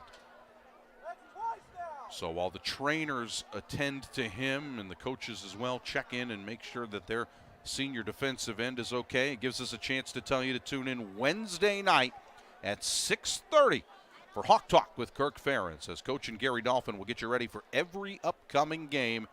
You can join us right here on KCRG 9.2. We start Wednesdays at 6:30. Hawk Talk with Kirk Ferentz on 9.2.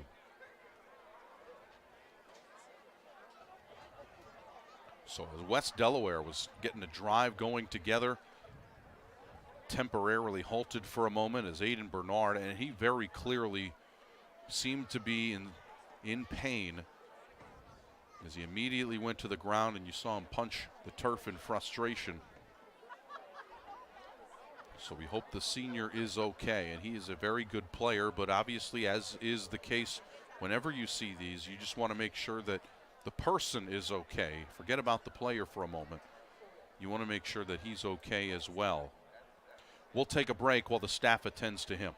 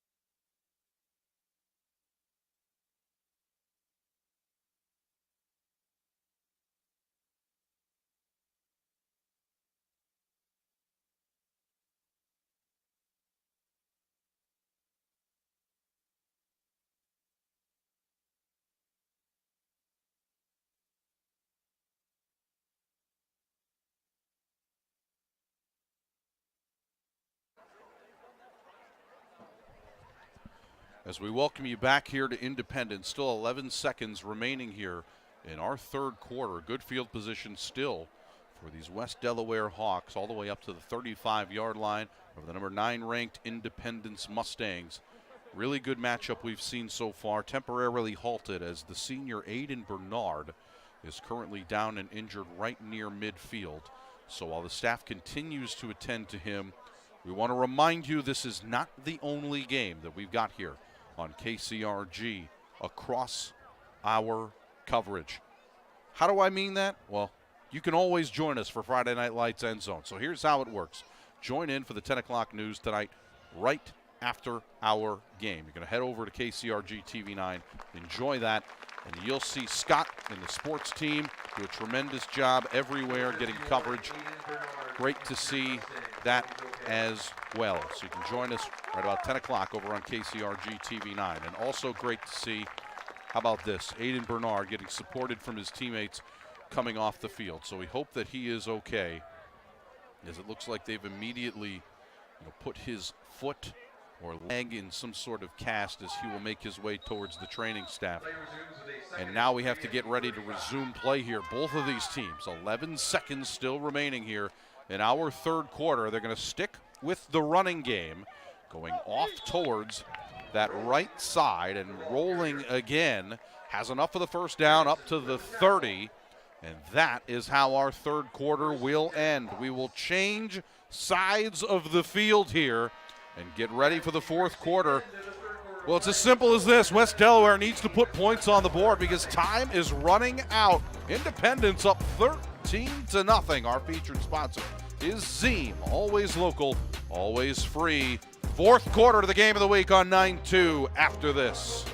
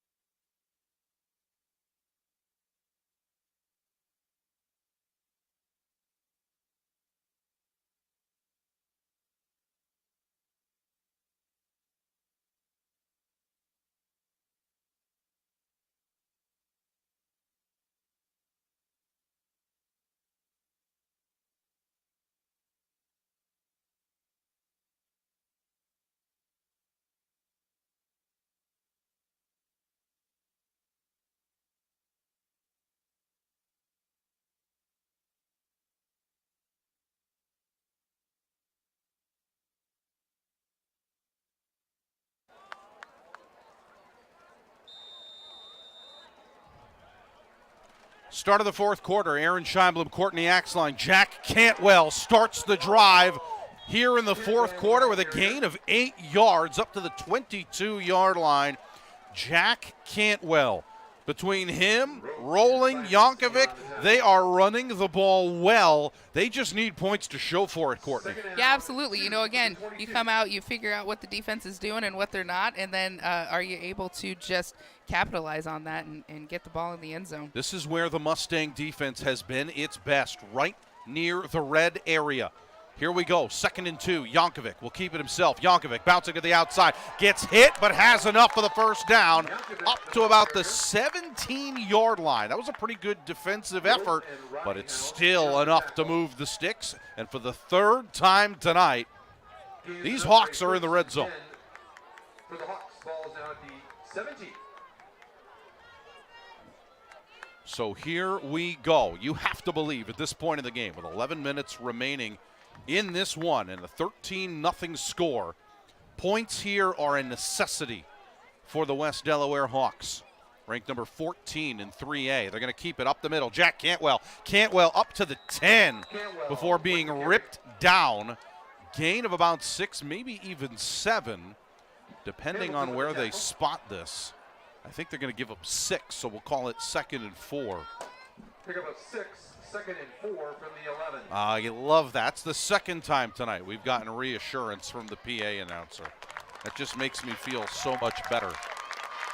You hear the applause, by the way. That was because Aiden Bernard is currently being carted off. So good to see that he at least was encouraging the crowd, encouraging them, waving, getting his hands up, saying get loud for this team as they're trying to get a big stop on the field. 3rd and about 2 after the short gain on the ground. 10 minutes to go.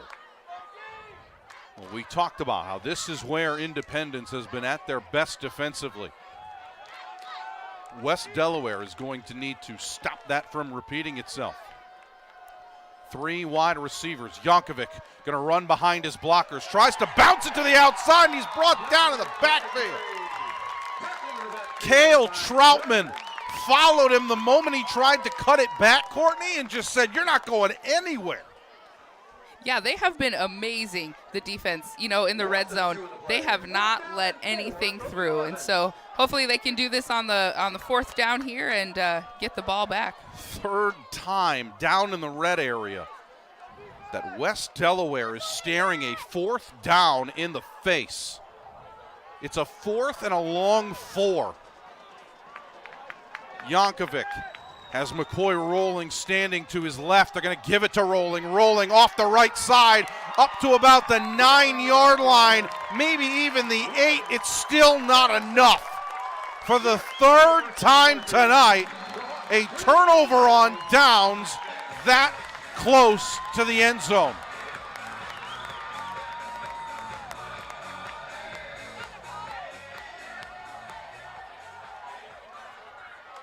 This Mustang defense, well, we came in talking about how good the offense was, how well they played. Their defense has stolen the show tonight. They really have. You know, we talked about them before tonight having, 11 interceptions, 14 turnovers, but we did not talk about their ability to stop the run. Now, they have certainly answered the call here tonight, but they are not out of danger yet, as they'll now have to take over from their own 9-yard line. 1st and 10. What do they have in store? They're going to stick with a run here, right up the middle. Not a lot of room to get away from that, but look at the push. Turns a gain of nothing into a gain of 3. The tenacious runs that we have seen, that time A.J. Kittner again, they've called his number a lot tonight, Courtney. He's gotten one good run, but that hasn't stopped the legs from turning. Yeah, absolutely. He's really turned up tonight, and now when we look at Indy and what they are going to do, this is where it's like, let's let the play clock run down before we run our plays, get as much time off the clock, and hopefully not give West Delaware the ball back. And meanwhile, for the Hawks, you would love a turnover here. A team that's only gotten 5 turnovers defensively all year. They're going to need to try and get one, as this time some good penetration on the blitz that forced Miller to the outside quickly. And it stops him right at the original line of scrimmage. It's now 3rd and 6. But for the Mustangs, they're just happy as long as they can keep the clock running. And that's the case now with 7:50 to go. 13-0 the score. Miller from the shotgun. E.J. Miller looking deep down the near sideline, has his deep man in Simmons. He dropped it. Zeke Simons was that close. That's the second time tonight they have gone deep down this left sideline to him. Off the fingertips again, and it's incomplete.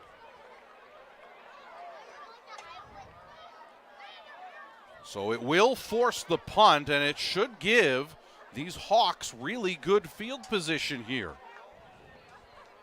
Ryan Hilby is back to return it. He's standing on the Mustang 40-yard line here.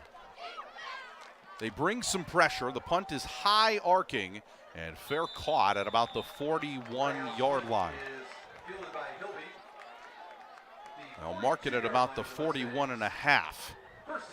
But now the clock is your enemy if you're rooting for the West Delaware Hawks. You've got to move quickly, down by 2 scores.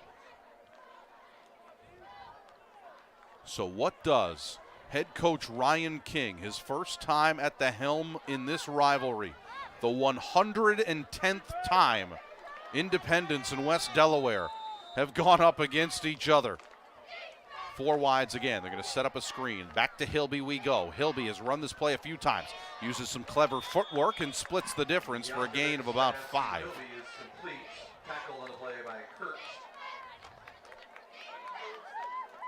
Keeps him in bounds, more importantly for Independence, trying to run some clock off. As far as timeouts are concerned, West Delaware still has all 3 of them. Independence has 2. Officially a 2nd and 6. They're going to stick with the run here. Bouncing to the outside. Plenty of room to wiggle for Jack Cantwell. Cantwell down the sideline inside the 10. Cantwell on the carry. Big run for Jack Cantwell to try and get these Hawks back into it. One more look at it. Watch how he springs free here. Yeah, he just bounces off the defense, takes it to the outside, and is able to get, obviously, a lot of yardage on this one. 4th time's the charm, perhaps. Back in the red area again. It's now 1st and goal from the 9. Yankovic will take the snap. They're going to run the end around. They have Hayden Schulte. Schulte has a blocker. Into the end zone, touchdown. That's big for the Hawks. On Hayden Schulte's first carry this season, he goes off the lead block of their leading receiver, Seth Jackson, and watch him. Away he goes. Nobody there. Great blocks from the receivers and just able to sneak there into the corner of the end zone. So a 9-yard touchdown run with 6:39 to go, and the extra point is up and good. Just like that, we're back to a 1-score game. Independence will get it back up 6. Our featured sponsor is Zeem. We got a game all over again in the game of the week.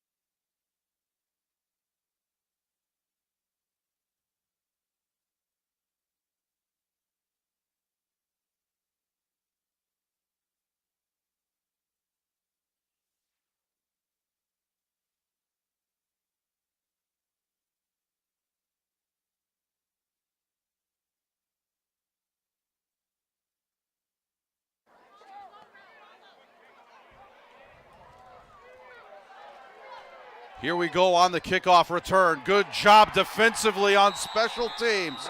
Wrapping them up at the 20-yard line. That's where the Mustangs will take over. First time tonight, Courtney Axline, that it really feels like the Hawks have some momentum. Yeah, we talked about this before at the beginning of the game, and, we can't count any of these teams out until, the final buzzer. And so, again, West Delaware is showing that is true tonight.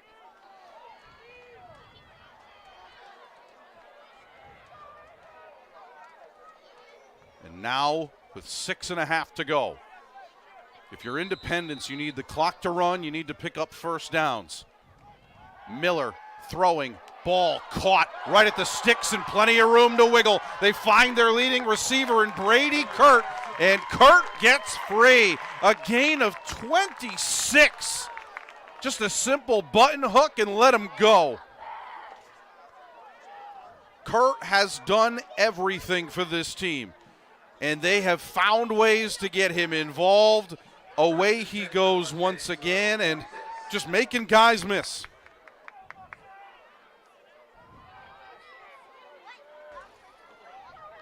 That's Kurt's 5th catch tonight, and a big one at that as it gets him 4 yards away from midfield. Clock will stop with 6:21 to go.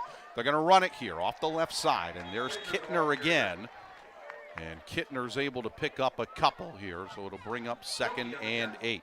So Independence doing what they needed to do, picking up first downs, went out of bounds that time. Now they're doing their parts to stay in between the lines. Yeah, absolutely. Stay in bounds, let that clock run down. West Delaware still has some timeouts left, so does Indy, but, again, they're going to wait to use those on their possession, hopefully. And so we'll see how this clock management goes. You see it there at the bottom of your screen right there on the scoreboard. They still have all 3 timeouts remaining. They send a man in motion in Kurt, and they're going to have Kurt join Miller in the backfield. Miller's going to keep it here.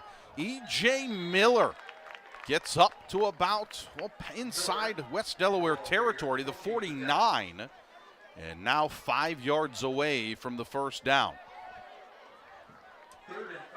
Clock continues to run. The Hawks content to let a little bit more time come off the clock. So even if you get the stop here, a punt would potentially pin you very deep. All the more reason to have all 3 timeouts. Yeah, absolutely. Got to get a stop here if you're the Hawks. 3rd and 5. E.J. Miller will send a man in motion. Now sends another, and Christian rolling out to his right. They throw it back to the left. That ball caught by Roth. Roth is wrapped up.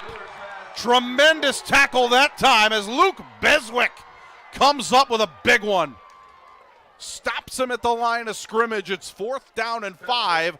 The offense is not coming off the field, Courtney. We've seen them pooch punt once. Maybe they'll do it again, but that's the thing about late in the game. You just don't know. Yeah, absolutely. And they have time. They have timeouts. Are you going to see if West Delaware, if you can get them offsides so that you can get that penalty? 4th and 5. Still 10 seconds on the play clock here. You currently see Justin Putz right next to the official, so you have to believe he's going to call timeout. Think about it just a little bit longer. So with 4:08 to go, Putz will speak with his team and see what they decide to do. It gives us a chance to tell you to help keep kids warm this winter with the KCRG Coats for Kids campaign. You can find all the information on how to donate coats or funds at kcrg.com. Or how about this? You can scan the QR code that's right there at the bottom of your screen. You can even text to donate. There's the information. The number you're going to text the number 44321, and in that message, you're going to write KCRG C4K. You got all of that? I got it. All right, no need to shake it off then. So we're all good to go. 4th and 5 is still the situation here. Again, always a tremendous experience that what they do with Coats for Kids. Saw the chances the other day. So many boxes of coats really puts into perspective just how far those dollars and cents really go that people are contributing, and for a tremendous cause. Happy to be a part of it and great to see everyone's participation. Big moment here. 4th and 5. E.J. Miller from the shotgun. They're going to run a play. Miller's going to roll out. Throwing. That ball is caught They find a receiver in Bryce Christian, and that might help a lot. They needed 5 yards. They weren't punting the ball back. Absolutely not. I think they knew they could hit one of those key receivers, stay in bounds, keep the clock going so that, they can keep things rolling. That's a gutsy move against your rival. You need 5 yards. You end up picking up about 10, and it moves the sticks, and most importantly, will keep the clock running. Not for a moment as the ball went out of bounds, but point being is now you've put the Hawks in a position where they have to call those timeouts. But Miller gets a good run here on first down. Gain of about 7 on first down, up to about the 31-yard line. So still 3 yards short. And as of right now, Hawks not giving any indication that they will call timeout. Perhaps waiting to see what happens on this second down attempt.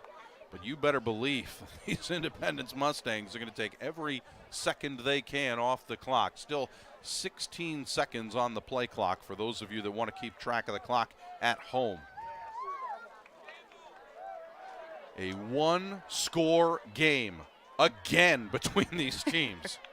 Third consecutive year running, that time still about a yard short of the first down is E.J. Miller. And now both teams are in decision time.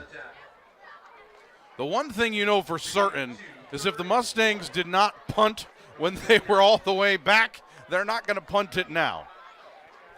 So you know it's 4-down territory for them, but now you have to decide as far as the Hawks are concerned, when do you start calling timeouts? They still have all 3 in their pocket. Perhaps a decision for Ryan King to make, depending on what happens here. Still 5 seconds on the play clock. Miller running here from the pistol. E.J. Miller will keep it himself. Close to the first down.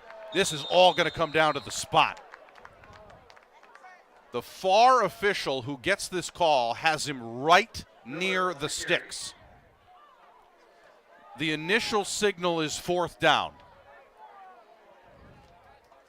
I would imagine they're going to have to come and measure this. No signal yet, clock not running, and yeah, you better believe you're measuring this. In a game like this, absolutely. With 2:18 to go, this is a massive decision for a variety of reasons. Number one, you have to believe if this is a 4th down, now you're weighing whether or not you call timeout. If it's not a 4th down, you're definitely using the timeouts because now you have to use them on the defensive side of the ball rather than potentially driving on the offensive side. Let's see here. On comes the chain, and with bated breath, we all await. Ball's marked down at the 29-yard line. Let's see the dramatic stretch of the chain. Short. Can't be more than about 5 inches. Here comes the drama, Courtney. Exactly. What do we do here, right? For a variety of reasons, if you do not call timeout, that bleeds 40 seconds off of the clock. You're looking at that point at maybe about 1:30 on the clock remaining if you stop them. If you don't, you are looking at a very difficult chance to try and get back in this game. If you get 4 stops in a row, you're maybe looking at that point with maybe about 30 seconds to go in this game. What do you do? High drama in Independence. 4th and 5 inches. No timeout here. They're going to run the clock down. They actually reset the play clock to 25. So that would mean that there's going to be about 1:55 on the clock here before a timeout is called by Justin Putz. He will call it, and a big decision upcoming. We'll take a break while they do too. When we come back, this is the game.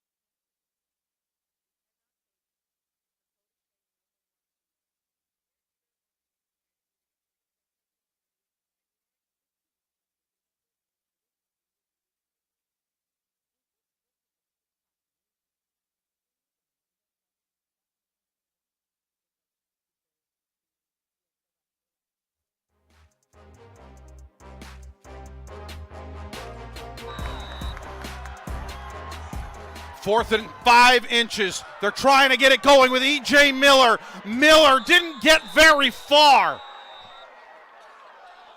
West Delaware thinks they got the stop they needed. How do you know? That is insane. I'm not sure. Well, I'm sure we're going to see a ceremonial measurement anyway. No, we're not. It's going back to the Hawks. Well, there was a level of confidence from the lead official, Steve Schaub. One more look at it. Nowhere to go for Miller. Perhaps mishandled the snap. It's tough to tell. It looks like it. But what you do know is he didn't go anywhere. What a chance here. 1:48 to go. 71 yards away. You need a touchdown here. And 3 timeouts. I guess he was smart keeping those timeouts. Ryan King might be new to the head coaching job here, but he's not new to football. A quick conversation still happening on the Independent sideline, as I'm sure there's people like head coach Justin Putz who just want to have that discussion. Justin Putz really wants to know what's going on here. 1st and 10 from their own 29-yard line. Game of the week on 9.2. Here we go. This time it's an option play. Yankovic keeps it himself. Yankovic running up past the 40 to the 42-yard line. Gain of about 13 and enough to move the sticks. Clock will continue to run. One more look here. Wasting no time. Just holding the ball long enough to get the defense to bite. Back we go the other way. Yankovic trusts himself, lost the football. But he's able to fall on it. Oh, boy. They got him to about midfield, but he hangs onto it.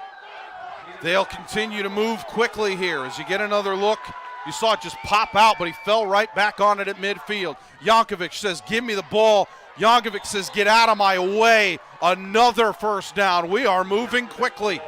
1:14 to go. Ball on the 43-yard line of Independence now. Still with all 3 timeouts. They've done nothing but quarterback runs here. And why not? It's working. Again with the option. This time they give it off. It's Hayden Schulte. Schulte taking it to the outside and going out of bounds inside the 40. Well, we wondered when this running game would get going. The second half, it's really picked up. This drive, it's working well. Yeah, absolutely. Again, Yankovic going, right down the middle. Nobody's stopping him, so we'll see if they keep that rolling. 59 seconds to go. Still all 3 timeouts for West Delaware. The Hawks trying to get a win over their rivals. Of course, this would be a massive win for their postseason hopes as well. 2nd and 6. Yankovic will keep it himself. Pushing. Spins around up to about the 36-yard line. And now we'll see a timeout. First time the timeouts will West Delaware are used here with 51 seconds to go. Well, it gives us a chance to tell you, while football is reaching its conclusion here tonight, we still have more football here on KCRG 9.2. Talking about how good these games of the weeks have been. How about this game of the week coming up next Friday night, another edition of Friday Night Lights Live. Mount Vernon will take on Keokuk. Our coverage will begin at 7 o'clock right here on KCRG 9.2. Of course, an interesting matchup for a variety of reasons. Getting a chance to see Iowa's all-time leading receiver Marvin McNutt at the head coaching position over at Keokuk. Well, those Mustangs are something to be reckoned with. We've seen them before here on 9.2. They got us going when we were over on TV9 on ABC. 53 seconds to go here, still on 9-2. Three wide receivers to the top of your screen. They stick with the run. Cantwell can't get anywhere. Tackled that time. Tate Wood again. Timeout. Hawks have to call it here with 4th down upcoming. It's a loss of 1. Tate Wood made an impressive tackle on a 4th down play in the red zone. He made another one here, Courtney.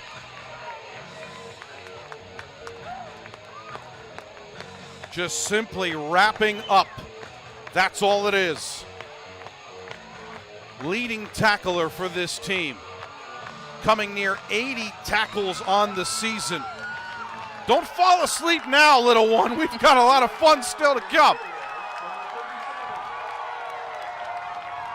The loudest the crowd has been tonight. 4th and 4. This very well might be the game. Yankovic from the shotgun. Brent has one running back with him. They bunch all the wide receivers tight. They're going to throw it. Yankovic has all the time he needs to throw. Taking time, rolling to his right. Now he's going to try and run for it. I don't know if he got it. No further than the 36-yard line. It's a turnover on downs. And once again, Independence holds. And now they get the win. That defense has been amazing tonight, and especially when it matters. He had all day. He could have tea party back there, but just nobody could get open. Well, it's safe to say nobody saw the pass coming. They did not rush many, and they just let him sit back there in the pocket. Give credit where it is due. This Mustang defense has answered the call every time tonight. And in a situation where they absolutely had to, they get it done. E.J. Miller will take a knee, and that'll do it.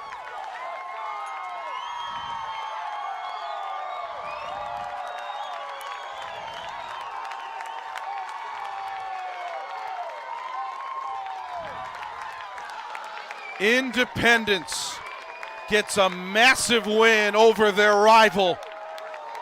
And the number 9 team in 3A gets a dramatic win. 13-7 the final. You have to admire how this game was played on both ways, but it was the defenses that took the spotlight, and it's the defense that gets the win for Independence. Yeah, absolutely. You know, when you look back, you know, a game like this, it's those little things that make a huge difference. So when we look at West Delaware, you know, we look at, were those penalties, the holding, the personal foul, were those the things that did them in, you know? And so we look at Indy on top with a great game. Like you said before, great defense when it really counted. As you take a look at the highlights from this second half, I'm sure we're going to see a lot more defense, but it really came down to the ability to finally get this running game going here, Courtney. West Delaware was able to make some things happen. This was rolling, and then Yankovic was wrapped up. That was the story for so long. Then how about this pass play? The clever footwork, getting open, down the sideline, making one man miss, getting more, add 15 more yards onto it because of the penalty. But this is how they did it. Just tremendous catches. Bryce Christian, back-to-back plays, and then this throw to the corner. Can't get better than that. Zeke Simons with a touchdown catch that he had been waiting for. That put them up 13-0. To the fourth quarter we go now. And again, the defense stepping up. Another chance thwarted away. They were just everywhere, these Mustangs in the red area. That is, until they weren't. Finally, some success. This run, one more time. Getting a chance to get involved was Jack Cantwell. Cantwell with a big run inside the 10. And that would set up this. Run to the outside. Hayden Schulte from 9 yards out. just following his block and diving into the end zone. This is when we thought, Courtney, things were going to change. 4th down, big chance here. Nowhere to go. That set things up for the Hawks with less than 2 minutes to go. They were having a pretty good drive running the football, a lot of success. Jankovic just said, give me the ball, get out of my way. Had a lot of really good chunk plays to get him going, but then this 4th down play, Courtney, they went for the pass, it didn't pay off. All kinds of time, finally felt the pressure. He went for the run again, and that would do it. 13-7. The final score in this one, and a dramatic finish as that. Courtney Axline, your final thoughts on this one? Yeah, you know, I know we said it before, but the defensive battle between these teams was amazing tonight. You know, seeing the turnovers, seeing, you know, even like I said before, those penalties that made a huge, huge difference when it came to the end. But amazing football, and, you know, we'll see what happens the rest of the season. We couldn't have timed this any better. You got 10 minutes to get a drink, get a snack, whatever it is you need, and join us over on KCRG TV9 as we get ready for Friday Night Lights End Zone. There's your final score, 13-7. The Mustangs will move to 6-2 after an impressive win here at home over the West Delaware Hawks, who now fall to 4-4. It was the defense that made the difference, and the difference here for tonight, our outstanding camera crew, everyone in the truck putting together this production, and Courtney Axline alongside. I'm Aaron Scheinblum. Thank you so much for watching. You know the drill. We'll see you next time right here on KCRG 9.2.